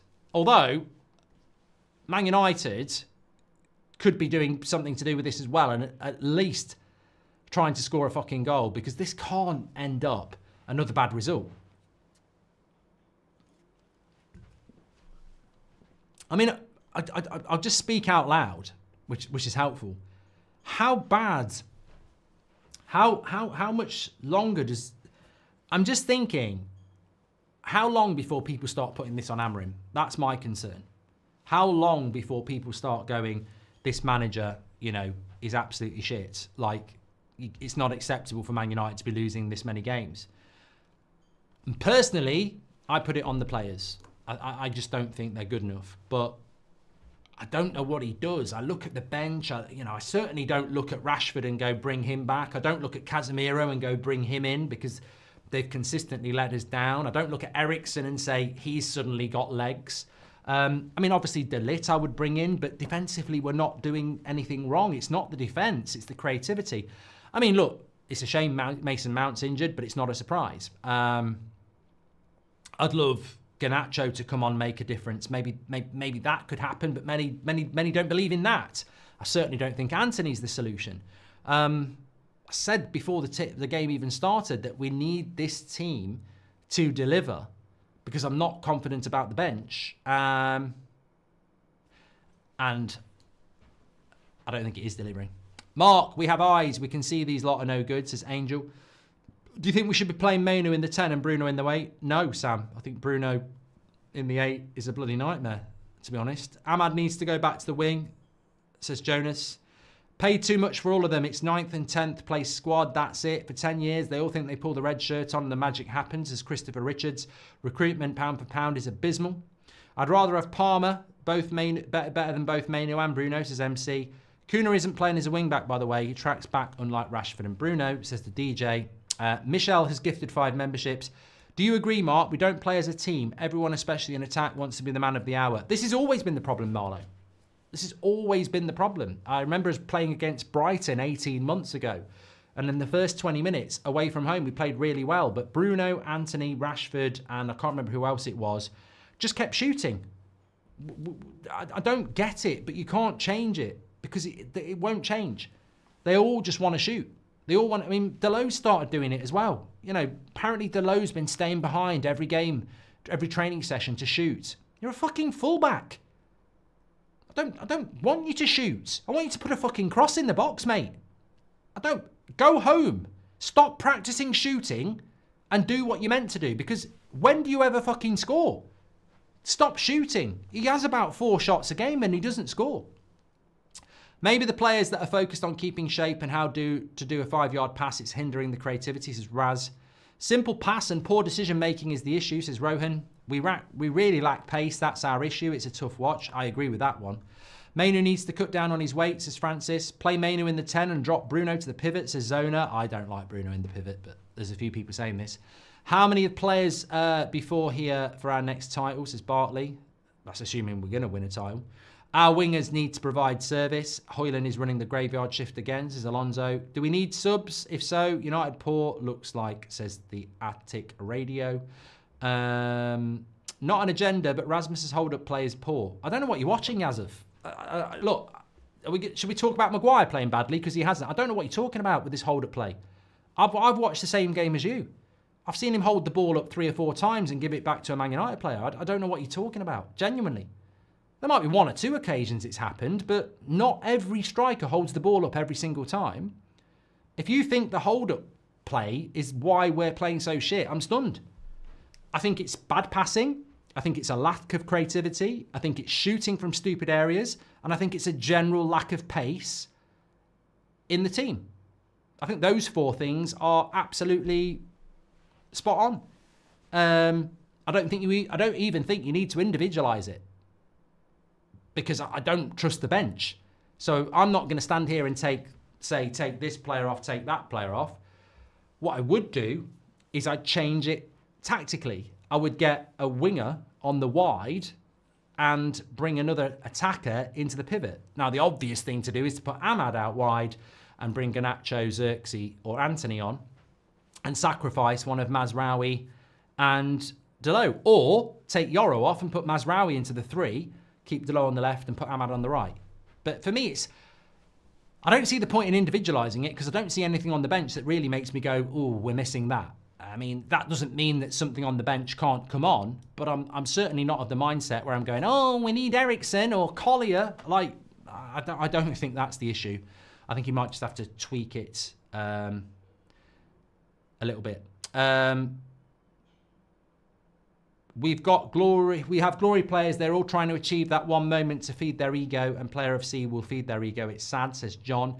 How many tackles has Agate made, says Dylan? I mean, I think that, as I said, I don't think Yoro, Maguire and Martinez have had bad games, but I think Agate has been our best player again, and it's a bit of a worry. We need a striker that has aura and demands passes and service, so much aura that coach will get mad if they don't pass in the ball. I think that's a good point, Marcus. I mean, I don't know that changes, because we had Cavani, graveyard shift. So it doesn't necessarily change, but I know I at least understand what you're saying. I don't know if it's the beer or the game, but I'm half asleep, says Constantine. Mark says, get Rasmus more opportunities and it's goals. Well, I think that's the same for the last 6 years for whoever's been up front. You could swap Anthony for a washing machine, says MC, and Paul Anderson's gifted 10 memberships. Joey's just tuned in. Are we playing well? I think if you've just tuned in and you've listened, I think you'll understand that. Miad says, I think we're stunting Rasmus's growth. He needed to learn from an experienced striker. We desperately, look, we need to bring in a Gyökeres or an Osimhen. We need another striker. Absolutely, we need another striker. Because you can't play 90 minutes every game. And Xerxes doesn't look like it. Why does the Premier League single out most Man United games? We hardly play the 4 p.m. kickoffs. Right, we're about to kick off the second half. I think we're at that point now where I don't even care how we win this game. 3 points is absolutely essential. No changes at half time. Bartley says he's enjoying the Haaland and City fall off. Yes, missed a penalty today.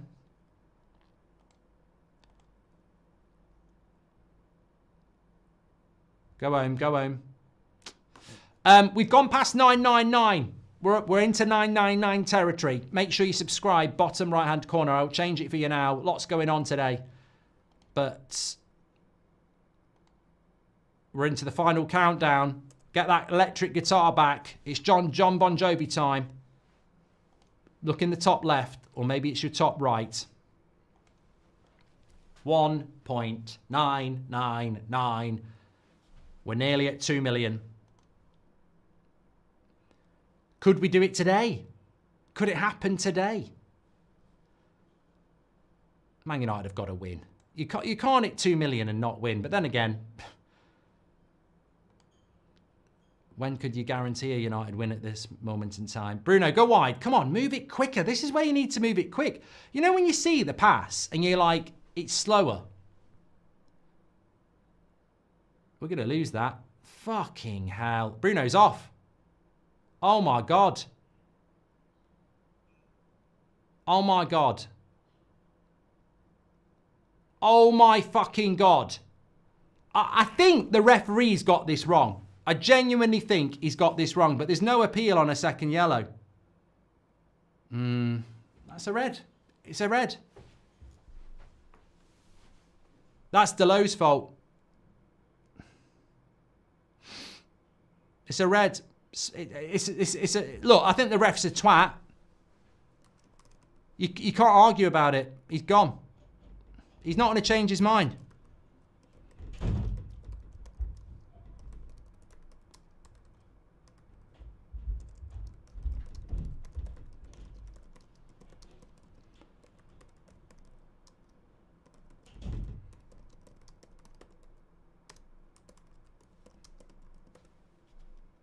No, you know what? You can rub somebody's head as he walks off, but this is what happens when you're lazy on the ball. All fucking game, it's been slow it down, and he's been doing it. Slow it down, slow it down. Every fucking pass has been shit today. And Delo plays a shit pass. Bruno controls it shitly. We've just been sent off. We've had a player sent off when we're in possession. They're not even running through one-on-one. We're in possession of the ball, and it ends with us getting a man sent off because we're fucking shit at this. This, which I've nicked from Rashford, actually stands for low fucking IQ.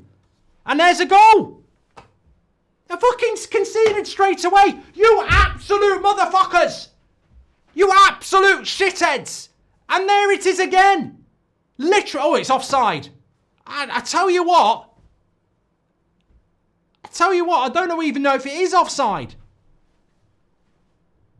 I don't think it is. I think he's offside. I mean, fucking hell. How many times? How many times are we going to come out in the second half with the lube and basically shaft ourselves? It's incredible. He's offside, don't worry about it. But literally go down to 10 men and concede within 20 seconds. It's only offside that's helped us. There's no good defending there. Oh, just don't believe it. I don't believe it. I mean, it's just so preventable. Ten Hag must be sat at home going, get me another bottle. I'm loving this. It's the best Christmas ever. £15 million in the bank. And this team's shitter with me gone.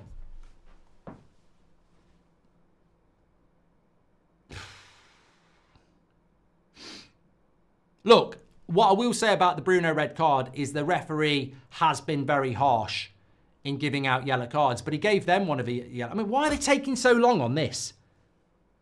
Stevie Wonder knows it's offside. You know what? You know what I would say though? You know what I would say is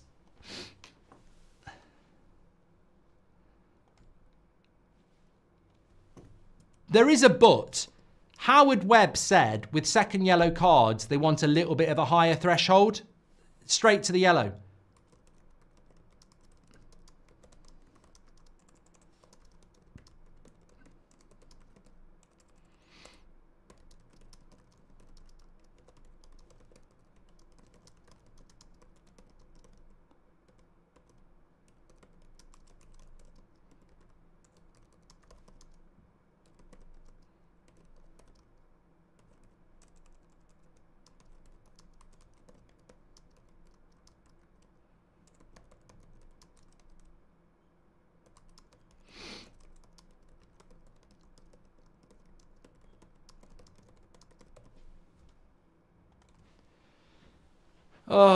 What I'm trying to say is that I think Bruno basically made 2 fouls and got booked for both of them. And what Howard Webb said a few weeks ago was that they want a higher threshold for the second yellow.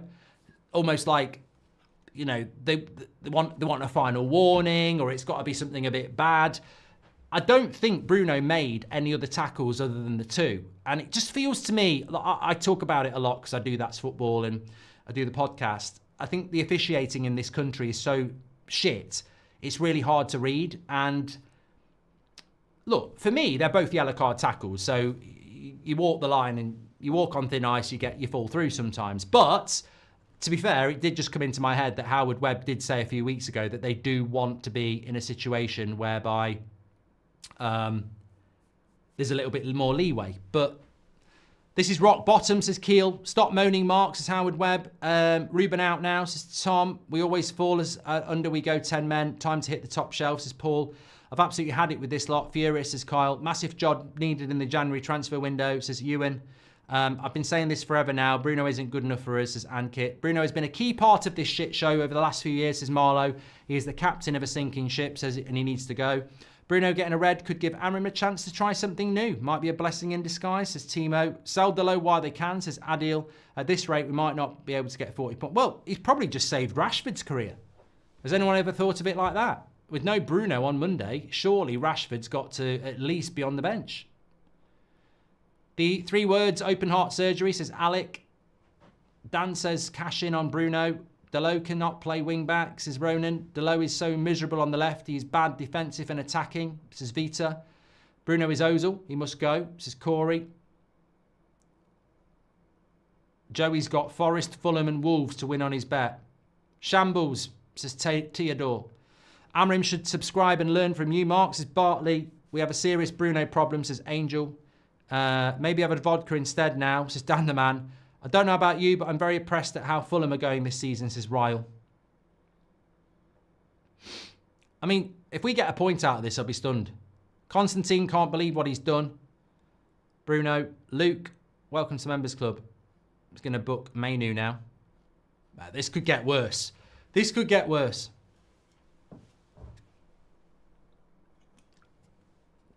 So basically, every tackle is a yellow card. Every foul is a yellow card with this ref. I mean, that's not a yellow, is it? I mean, I genuinely don't think that is a yellow.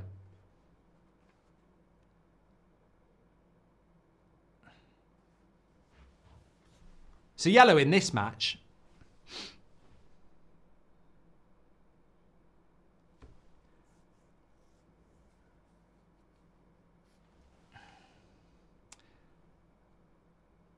Dag says it may have been offside for Wolves, but look how the head's dropped. Oh, exactly. That's exactly what I'm talking about. It's like, exactly. A man gets sent off and the whole team just fucking falls apart. This will be 2.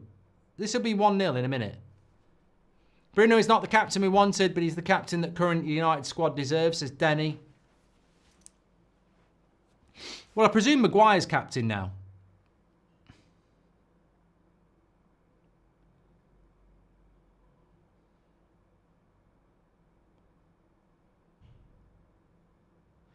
Mark Bruno, awful tackle right down the shin. Shocking, says Scott. Yeah, but you know what annoys me, Scott? It's like, we're in possession of the ball. If Bruno picks up a second yellow card because they're about to score, I'm angry, but I get it. But to get sent off because you miscontrol the ball as a Man United captain is fucking horrendous. Like, Delo has the ball, cowardly, cuts inside, plays a shit pass, Bruno can't control it, and then we lose a man. And ultimately, it all comes... Agate's been booked as well for complaining. Johnny Evans is coming on. Fucking hell. Ultimately, it all comes down to the fact that we don't have a left-footed player. Because Delo's got it on the left wing, and instead of doing something with his left, he instantly comes back and plays a shit pass. Fucking unbelievable that we haven't had a left-back for a fucking year. Agate suspended as well now.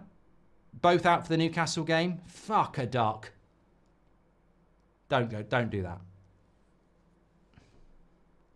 Adrian sees Agate got the yellow card, not Kobe Mainu. Agate misses the next game, says Werner. Mentally exhausting on and off the pitch, says Connor. Ineos need to produce in January for this club. We lose tonight, then on Monday, then Liverpool away. We're in a relegation battle. Don't care what anybody says. The stats speak for themselves. I don't want Amrim going anywhere. I like Amrim, but he can't lose his next 3 games because that'll be 4 in a row.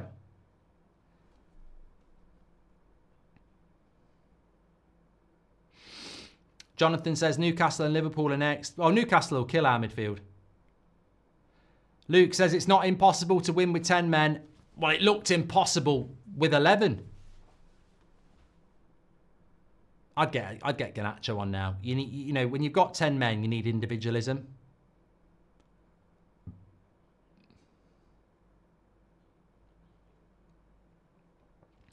Third time our captain's been sent off this year, says Tanaka.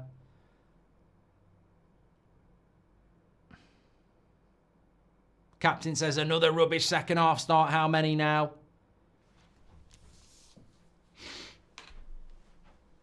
Oh, it's a fucking mess.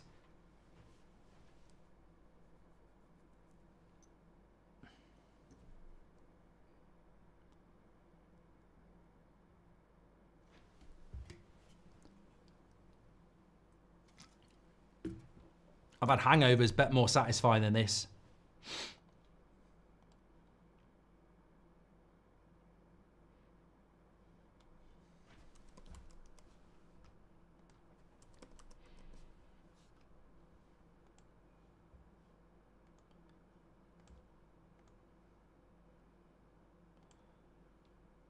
Corner to Wolves. I just want to go and watch James Bond and eat a turkey sandwich. Goal, there it is, from a fucking corner. What a surprise. What an absolute fucking surprise. I tell you what, you could have gone to your local grave and got 6 headstones there. They would have fucking defended that better. Absolutely fucking shit. Absolute shit. I mean, I'm tired of it. I'm fucking tired at conceding from corners. You absolute bunch of shitheads. I mean, I don't know what to say. Put a man on a Nana. Oh, he's fucking rubbish. He's absolute shit. What is he doing? This is a goalkeeper with 2 hands. You can use your fucking arms, mate. They've done nothing wrong. Absolute shit. Absolute shit.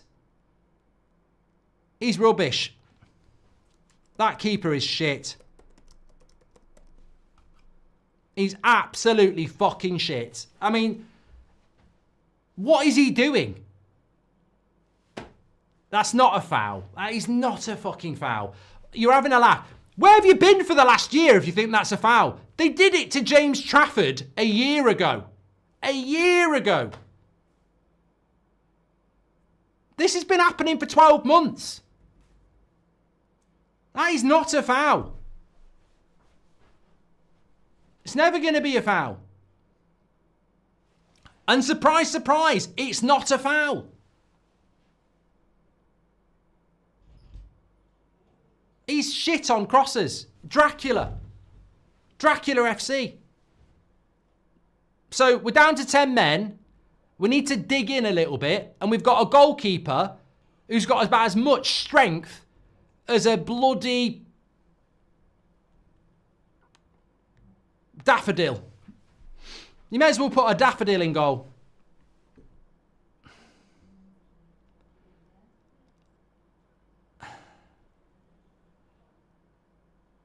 I'm tired of it. I don't even know what to say anymore. I'm tired of this shit. I'm absolutely tired of it.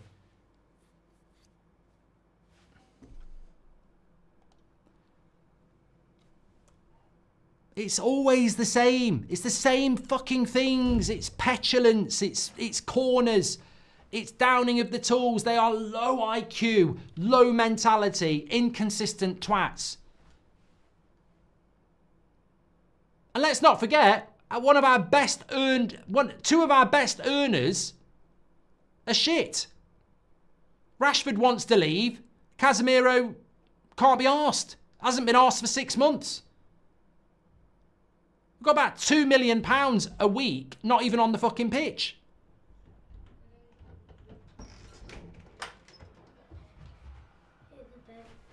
Cheers, mate. They're appalling, Man United. They are appalling, you're right.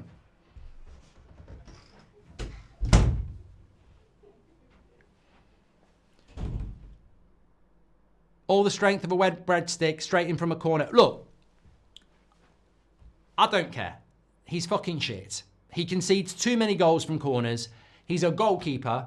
He's built big and he's got 2 hands. You can't use your hands if you're another player. What you do is you stand your ground.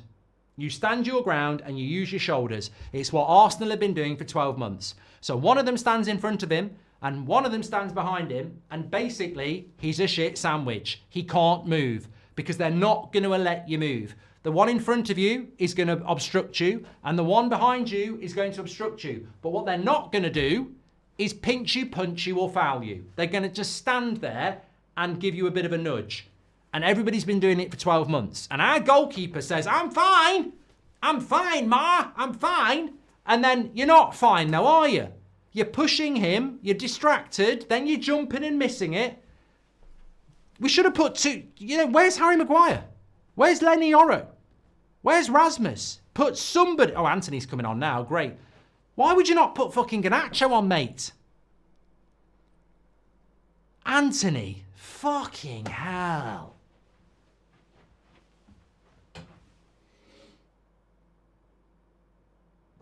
What the fuck's going on? Menu for Anthony.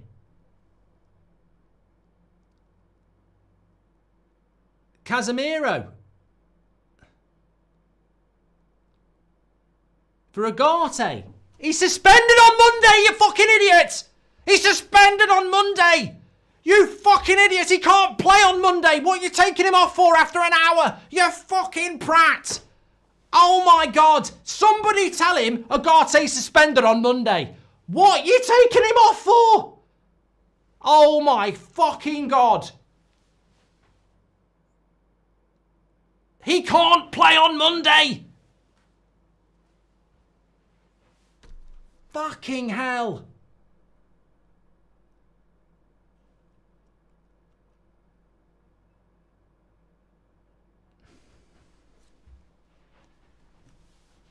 Fuck, is it just me?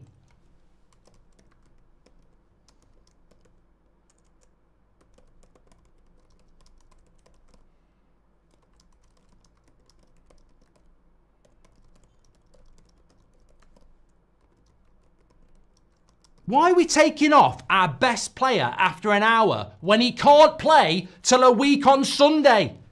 He could go on a lad's holiday and still be fit.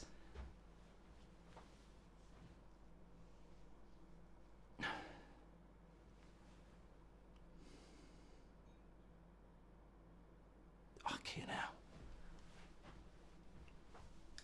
Robbo says hammer him out. Well, I'm not hammering him out. I'm just a bit confused with that. At least we won't be getting any European football, says J Dead. Have we really just conceded directly from a corner 2 games in a row? To Cyber Spider. Well, yeah. Sean says Onana can go with Rashford in my eyes. I can't believe people are defending Onana. Like, I can't believe it. The guy in the last month has been absolute dog shit. And for the last 12 months, people have been doing that on corners. He should get a defender there. He should move. He should focus on the ball. It's just crap goalkeeping. Bring back the guitar, please, says Gary. I need something to distract me from these clowns. C says, to be fair, the Rasmus penalty against City was weaker than the arm across Onana, so it probably is a foul if we go by precedent. That's got nothing to do with it, Z's. It's about the way goalkeeper... That's a striker and not a goalkeeper. The way that goalkeepers have been treated over the last 12 months, that's never going to be a foul. My wife is more of a man than Bruno, says Leo. Manager needs to say these players are shit, says Keel. Mark, surely they're trained to have a plan B when we go down to 10, says Robbie. Man United are the worst team in the Premier League. Honestly, we keep getting worse every year. This is beyond acceptable, says Sag. 29% possession in the second half just shows how their heads have dropped, says Nigel. People that blame Ten Hag are clueless, says Marlowe. Players that couldn't play Ten Hag's system are now asked to play in an even more disciplined system. You got no chance, says Marlowe. Oh, it's low IQ. It's low IQ. You're absolutely spot on. Please do subscribe, by the way. I mean, amazingly, we are very close to 2 million subscribers. Not that I necessarily want to hit that on a day like this, but, you know, circumstances are what they are. We're 500 subscribers away from 2 million. Bottom right-hand corner to subscribe. We've taken Mainu, Agate, and I don't even know who we took off. I know Casemiro, Ericsson, and Anthony are on.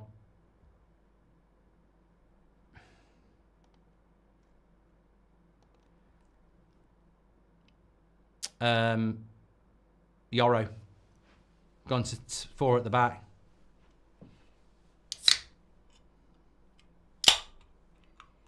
I mean, looking at Amorim there, he knows this game's gone. But you know what? Make sure you're tuning into the United Stand, because what did I say to you on Friday? And what did I say to you this morning? There are strong rumours that Garnacho could be heading to the exit door as well. And he's made 3 substitutions in a game where we're 1-0 down, and a bit of individuality might help, and he hasn't brought Garnacho on. So I don't think it's just Rashford. I actually think Garnacho might be in trouble as well.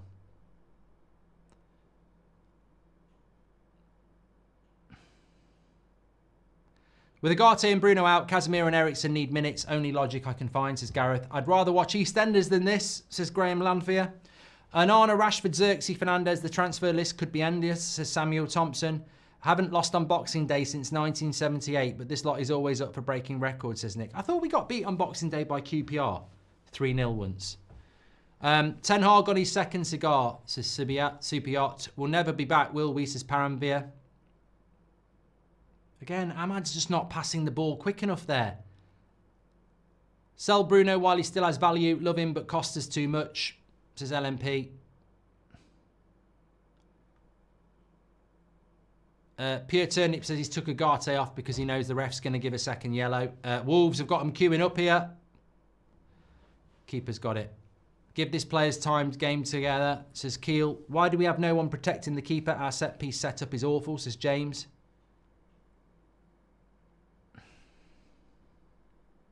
Caden says, Caden says, if Amorim's 17th in March, is he gone?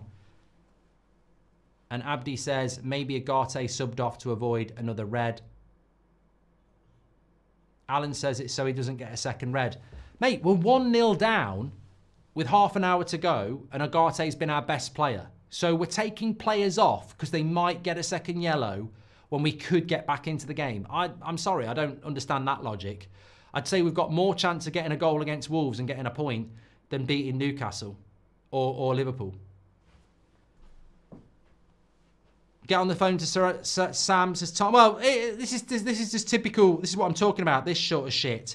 Anthony cuts inside and then shoots from stupid o'clock. It's just demoralising. Look at him.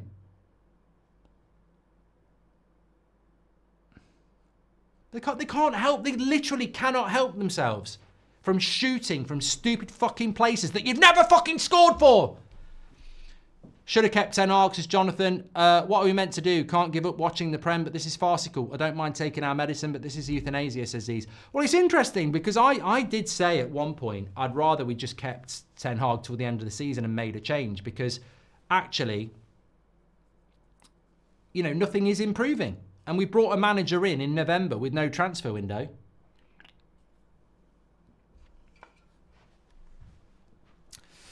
Madness. Absolute madness. I'm not surprised. I'm not surprised at what we're watching here, but I'm tired of it. I'm definitely tired of it. And I you know, this is why when you've got morons screaming, get this bold fraud out of my club, they're exposed because that was where the anger was. Oh, get this bold fraud out of my football club. It's not the manager. It was never just the manager. You know, it's not even just Rashford. Like, it goes far, far deeper than this. But, you know, you listen and you retweet these absolute morons who were screaming and shouting at you about, oh, get this bold fraud out of my football club. And they haven't got a fucking clue. They just want to scream and shout. Like, they don't actually care about their club or they don't think about their club. It's never just been Ollie. It's never been Mourinho. It's never been Ten Hag. They obviously maybe needed to go because you needed to try something else. But what have we never done in 10 years? We have never cleared out the deadwood. And, you know, it's boring. It's so fucking boring. The recruitment is shit. And we keep sacking managers and not getting rid of the players. I mean, somebody's already said it in the chat tonight.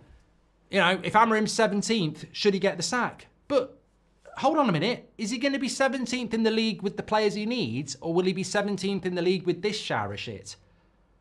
You can't win games. This is the most competitive Premier League we've seen in years. And when you go down to 10 men, you're fucked. Ten Hag got criticised for using Maguire, Anthony, etc. And now look at Amarim, says Paul. Mark, Blackburn Rovers fan here. Love your content. What do you think needs to be changed to make results happen in the team? Says Katie Talks Rovers. Thank you, Katie. I think we need to, you know, it's starting with Rashford and it needs to continue with a few more. We need to clear house and we need to bring better players in. But for the love of God, give us a left-sided player. I mean, the reason Wolves are winning this game is because we're down to 10 men. And the reason we're down to 10 men is because Delot and Bruno, for the millionth time in the last few weeks, fuck up an attack down the left-hand side with their right-footedness. I mean, Bruno gets sent off because we fuck up possession. Z's, welcome to Members Club. Best thing is now that Eric Ten Hag has left, we can get rid of Onana without losing face, says Alex. Has enough been enough with Onana? Sure, Binder had a game to forget in the Carabao Cup, but do we give him a run of games between the sticks? Says SP Freely. Look, the problem with Onana is, and I did a video a few months ago, he's crap at commanding his 6-yard box. Literally crap. He will not leave his he won't leave the goal line, and he can't dominate his 6-yard box. Very similar to Vicario. Like, Spurs concede a lot of goals like this. And it's a weakness that people keep exploiting. And he doesn't seem to be able to deal with it. To be fair, this set of players got the last manager sacked. Are we silly to expect something different, says Z's. I feel bad for Rasmus. No one plays him the ball. I mean, he may as well come off. I'm surprised he's not took him off. I mean, there's just no point. There's no point now. Am I going crazy? Why is Ahmad and Anthony on the right? Says Owen. And Ten Hag got criticised, done that one. Not sure why he took off Agate. We lost the midfield last week and subsequently the match. Lack of discipline again from Bruno, says Dave. How many more managers are these players going to ruin, says Jonathan. I just want to go and have a turkey sandwich and forget about football. We're Comic Relief FC, love being a charity to players, creating mistakes and having bullshit happen to them, then have to chase the game, says Alex. You know what annoys the shit out of me though is, and I said it in the preview, if you go back to the Forest game, it's Anthony just not looking to pass again, is it? He's like a fucking dog with a bone, Anthony. You know, he really does try, but as soon as he's got the ball, it's like, There's no, doesn't look up at all. It's when can I shoot? Michael Hawkes, thank you. Bruno out. Bruno by Gibbs White, says David Villa. I just think we need to ride the storms as weekend getaway. As long as we do not relegate, we stick with Amorim. I still think this will work. I think you're right. It's hard though, isn't it? It's hard to not get emotional. Should have just kept Ten Hag at this rate. But you know what? I said this in the preview, and I know many of you agreed with me because I read the comments. If you think about the loss to Forest, we lost to Forest 3-2. 2 of those goals were absolute shit. Anana letting a goal go straight in him. Even Gibbs White said I thought he was going to pick it up. Then Anana and Martinez inexplicably not kicking it away from Wood. And even the first goal is in the first 2 minutes from a corner. So it's another set piece and it's 2 mistakes and we lose to Forest 3-2. Against Bournemouth, same thing happens again. It's all individual errors, stupid mistakes. And then today, Bruno gets sent off and Anana fucks up a corner. Like, we're going to lose another game because of individual mistakes. And that's hard. It's really, really hard because they're losses. But some teams get beat. Like if you watch the Chelsea-Fulham game today, really good game of football, very equal game at Stamford Bridge. Fulham win it late on, and it's a good game. And I don't think you look at Chelsea and go, they made mistakes. I think it was just a good game of football. But you're looking at Man United at the moment. We're still losing games, but it's every time you go, idiot, idiot, idiot, idiot. And it's hard to do anything with that. It's hard to build anything when players are letting you down. Wolves haven't created loads of chances, even with the extra man.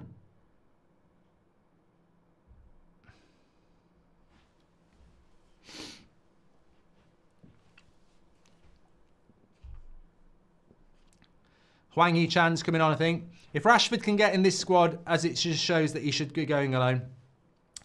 Look, Will, I watched the Bournemouth game. I'm watching this game. If anybody out there is saying, we miss Rashford, why?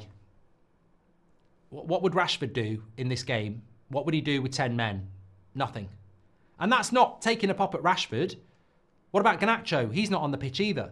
Like, I'd love to have a prime Rashford. I'd love to have a prime Garnacho, but clearly there is a reason Amorim is not picking them.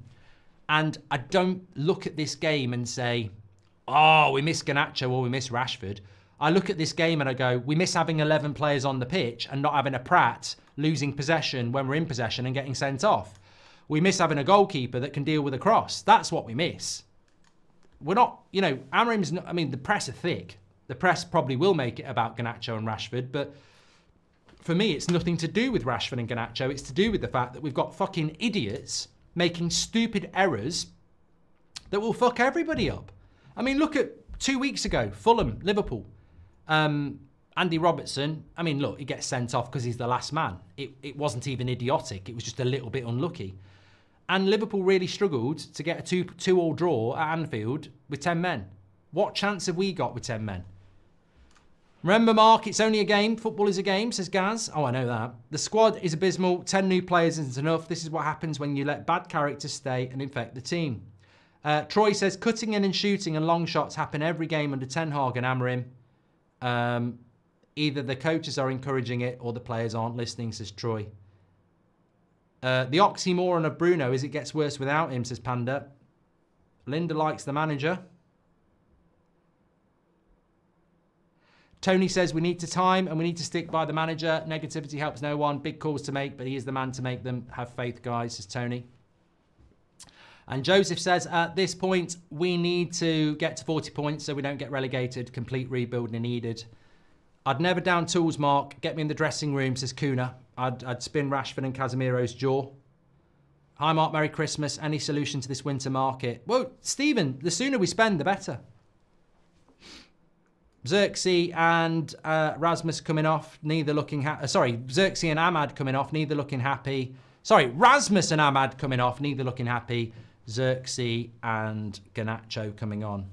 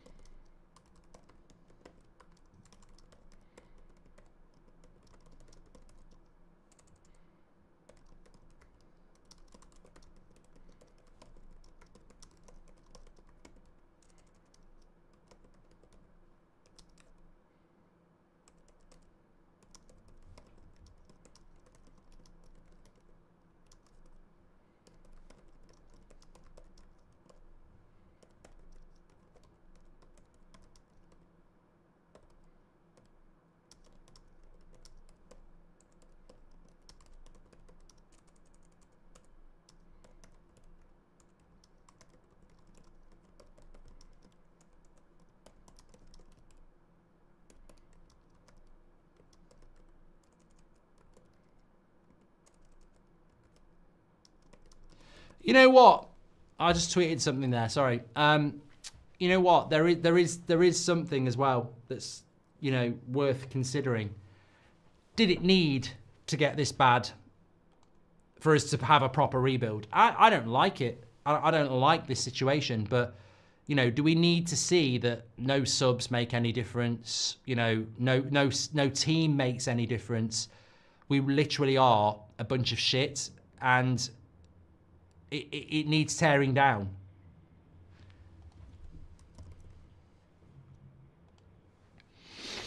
I know we're nearly halfway through the season. Realistically, where do you think Man United can finish? As Katie, I've got no interest in the league, Katie. It's the Europa League for me. It's the only opportunity.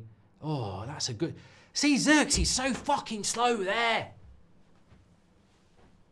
It's the same thing as that Mazraoui one the other week. He's got no anticipation because he's not actually a number 9. He's a number 10. I agree, Andreas. He's got to be on that. I'm not saying he's going to get there, but... You know, Ronaldo, Cavani, they'd be closer to that. I do wonder if Amorim regrets leaving Sporting, says Raz. Depends how much backing he's got. The worse that it gets, the louder the message, says Ankit. Yes. I'd love us to get a draw. Ankit, come on, Xerxes. Still 9 minutes to go. Delo. Casemiro. Corner. We're getting a corner for that? No.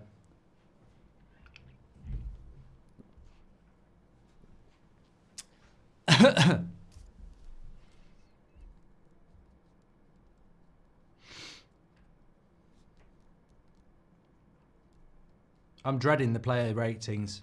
I tell you what, I'm really glad we haven't got a fan forum tonight, because to bring people in from their home and their family and their Christmas to react to this, I'd feel guilty.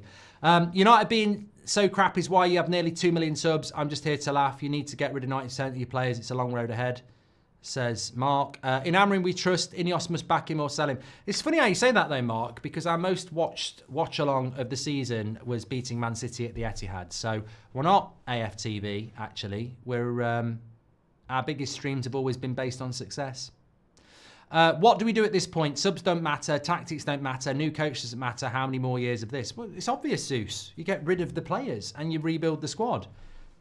And you give the manager the players that he wants. Mark, would you rather Man United win the treble or Farage PM, says Gaz. It's simple, lads. We have no winners on the pitch and not one leader. You win nothing without demanded and relentless standards. It's a sad fall-off, says Gert. Delo's been poor again, but I'm hoping for a happy new year. Wish you one as well, Mark. Here's to the rebuild and a better year. I mean, Michael, the trouble is I'm dreading the Newcastle game. Newcastle are playing well. We won't have Bruno. We won't have Ugarte. What do we do at this point? Sold our world-class keeper for a... you can't say that, Parker. In Amorim, we trust. Ineos must back him or sell him. Sell up, says Dave. It's absurd from Amorim that Anthony figures in his plans over Garnacho, says SP. Fans hiding who wanted De Gea out. What a downgrade. Same with Delo. Is great. He can attack, and now Wan-Bissaka is better at attacking and defending, says Udit. The worse that it gets, the louder... Go on, Anthony. Corner. Well, look, I said it was ridiculous to get rid of De Gea, and I got a load of shit for it. I stood up for Ten Hag when people called him a bold fraud and wanted to knock him out. Not because I wanted to keep Ten Hag at the end. I think enough was enough, but I just said it won't change. I've seen enough. It won't change with just the manager. So, you know, I'm terrified of Liverpool, says Anil. I miss De Gea, says Dawid. Glad Bruno watching from the stands next game. Can't watch him recently. Now watching Casemiro stroll around like he's just been up for seconds at dinner, says GRT. Let's see if Eriksen can beat the first man on a corner.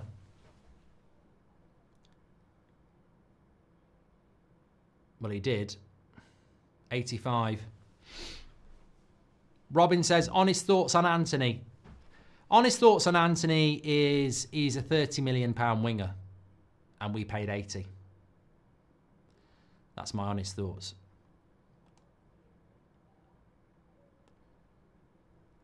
Oh my God. We're 50 subscribers away from 2 million. It wasn't meant to be like this.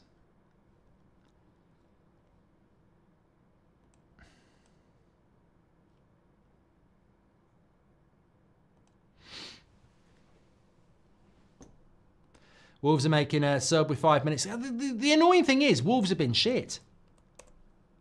Kuna apart, they've been absolutely shit. We've gifted them a goal from a corner and we've had a man sent off right at the start of the second half. Played 45 minutes with 10 men.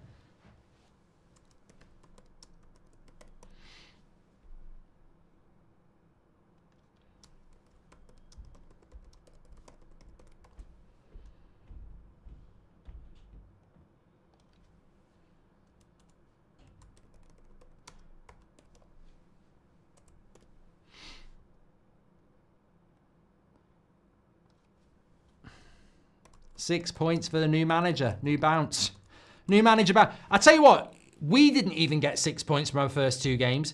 Six points from his first 2 games, the Wolves manager. They played shit tonight. We've handed them 3 points. And Leicester gifted them 3 points at the weekend.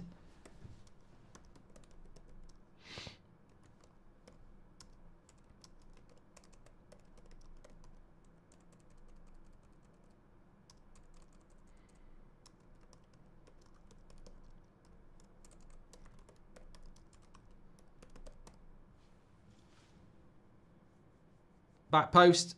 Oh, there's no one there. There's no one there. Anthony, look. Who was that? Was that Anthony trying to shoot again? No, it was Mazraoui. Stop shooting from the edge of the box. It never works.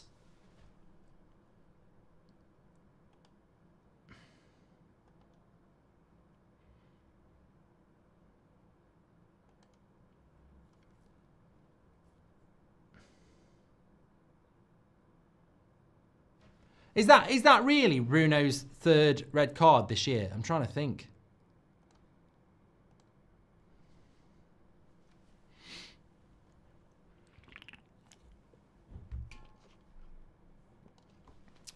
Well, you can do your player ratings, mark every player out of 10, 6 being the average. They're going to be low. They're going to be low today.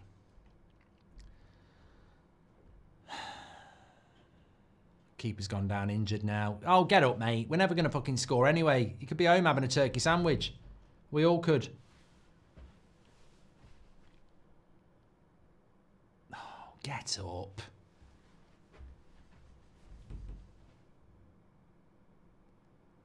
Yeah, Spurs got rescinded.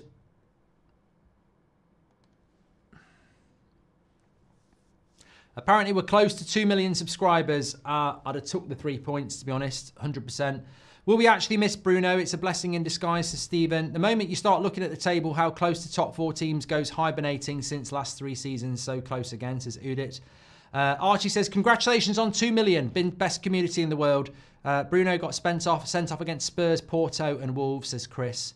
What we miss is a proper playmaker in the midfield. The last 2 I remember are Scholes and Carrick. Says no retreat, no agenda. Been here with you since 100k, says Pro. This is thanks to Ineos. Stadium rotten. Can't get rid of the Deadwood. In debt with FFP. Lies and the Glazers, says Gummy. Imagine Anthony's been our best player, says Pure Turnip. Well, I don't think Anthony has been our best player. He's got the ball, ran with it and shot. I don't think he's played a pass once.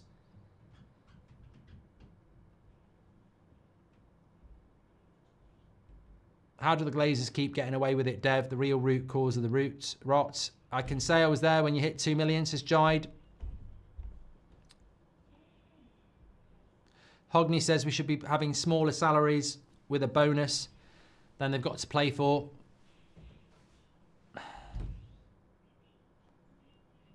Played better with the subs, says Vita.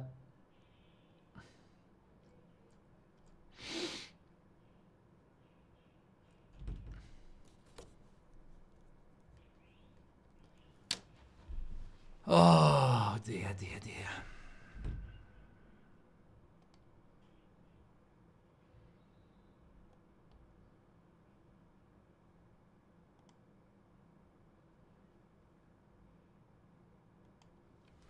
Well, there's a late chance to whip across in here.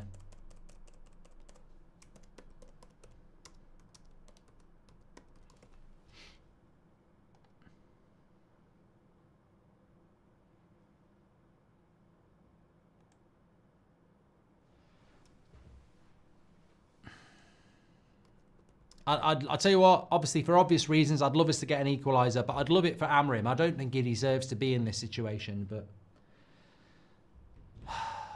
I don't know. I don't feel it. Ericsson whips the cross in. It's a good cross. Oh, it's the wrong fucking head on it. It's a corner. 8 minutes. Just need that one chance. It's hard with 10 men, but I think Wolves are so desperate for the 3 points that they're shitting themselves a little bit. Don't want to score too early, though, because then it's time for them. Oh, fighting for the same fucking ball here. Got to be careful on the break. Should be all right. That's going to go for a throw. That should be our throw in. It's giving it to them. What a twat. Bye, see you later. Oh, come on.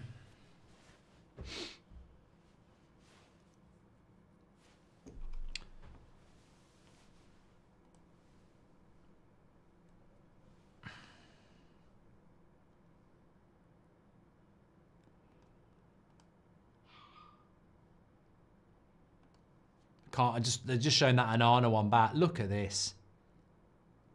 It's absolute. There's just no foul there. Look at the number 4 for them. There's no foul. He just turns his back and doesn't let him move. That is not a foul. Like, the defender is stood in a position that he's always been stood in, and he just turns and doesn't move. That is not a foul. I can't believe people are saying that that's a foul. That is not a foul. It's just a shit goalkeeper.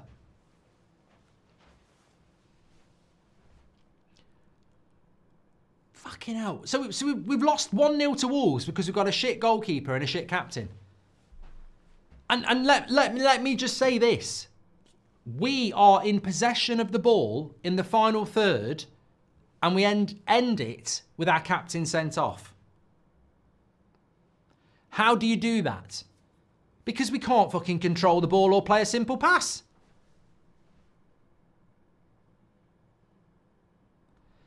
Glazers and Ratios out, says Swami.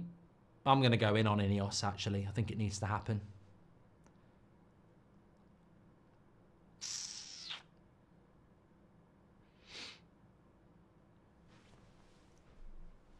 Aaron says the ref's been shocking. I tell you what, I don't know who the referee is, and I don't really want to know who the referee is, because I think when you're shouting the ref out, it's a problem. Tony Harrington, but he don't belong in the Premier League. He's too card happy. Everything's a foul. Kirkes, says Van Toft. I mean, I don't know where the money is, mate. They've got to get the money out.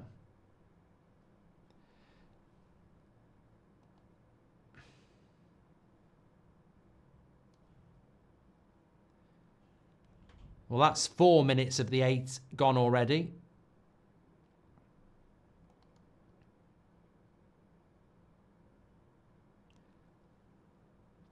Just hitting long balls now. The formation kills the flair we have up front. We're playing 5 defenders against Wolves. It's not improving our defence and killing our attacking play, says Florence. No, well, I hate, and I'm sure you're the same. I hate being a fan and highlighting problems. And I said it in the preview. Ahmad should be playing on the right. Pick Garnacho or Xerxes. Because we're basically playing with a back 5 if we play Delo and Mazraoui. And it's the same thing again. We've created next to nothing because we're playing with a back 5. That's not what he did at Sporting.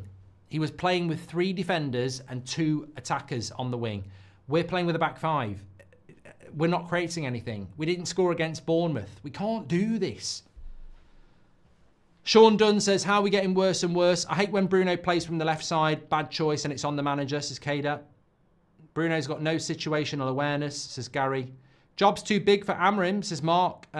See it a mile off. We beat Pleasant, Bodo, Everton and City. Hardly groundbreaking. Already falling out with the players. Not a good look. No, I disagree with that, Mark. I think you've got to break it. You've got to break it to rebuild it. I wasn't expecting instant results. Udit says, we're never this bad under the Glazers. Maguire heads it straight to the keeper. We're supposed to be footballing people, but not even looking at a left back for the last 2 years.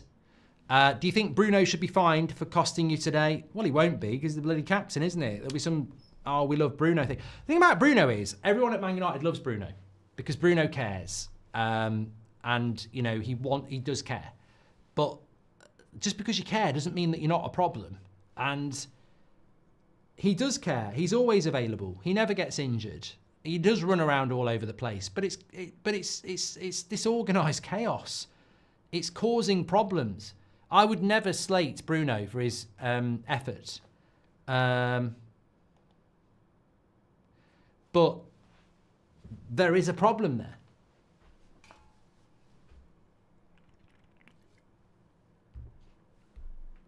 What I find amazing is that the two Portuguese players that should love Amorim and have spoken about Amorim for a long time have been really poor since he came in, Dalot and Bruno.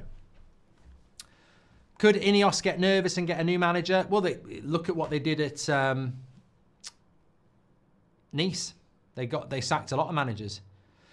Joshua says, what's your honest opinions on Bruno? I don't think he lasts if we improve and become a team to compete. Well, I'll talk about it in the match reaction, mate, because my honest opinion on what Amorim thinks, I think Amorim loves him. But I said before he got sent off, I've noticed it in the last 2 or 3 games, I think he's too slow for that position, and I think Amorim knows it, and that's why he's been trying to play him in the pivot. But he won't work in the pivot. I believe in the processes, Mark. Let's start a GoFundMe page for new players, says Lord Rogers. Whoop says, congratulations on 2 million. Haven't even looked at that, mate. I will have a look at that, but there's still a minute to go. I'd rather hit it in happier circumstances, but, you know,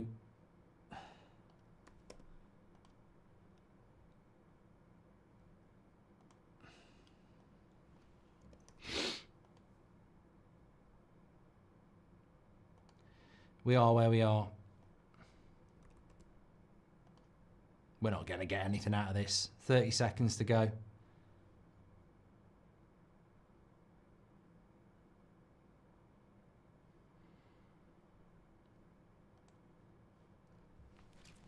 Big kick. Xerxes doesn't even hold the ball up. Maguire just blasts it. I mean, I get why we're doing that, but Garnacho, he's going to lose it. Oh dear, this will be 2-0 because Garnacho loses the ball. 2-0. Dear, oh dear, oh dear. Hwang Hee-chan makes it 2-0. I mean, you could probably say it was a foul on Garnacho, to be honest with you, but I don't think many people are going to say it's a foul on Garnacho, are they? I think they're going to say sell Garnacho. And that's about the worst thing that could happen to make it 2-0, is that a player that's sort of on the ropes like Rashford makes a mistake and they kill the game 2-0. I'm not sure it's a foul anyway. I think it's just strong. And we've only got one defender back. And it's 2-0. Dear, oh dear. I mean, look, to be honest, in relation to that, it's, you know, you're trying to win the game. You're trying to equalise in the last 30 seconds. You've got to leave everybody home, haven't you?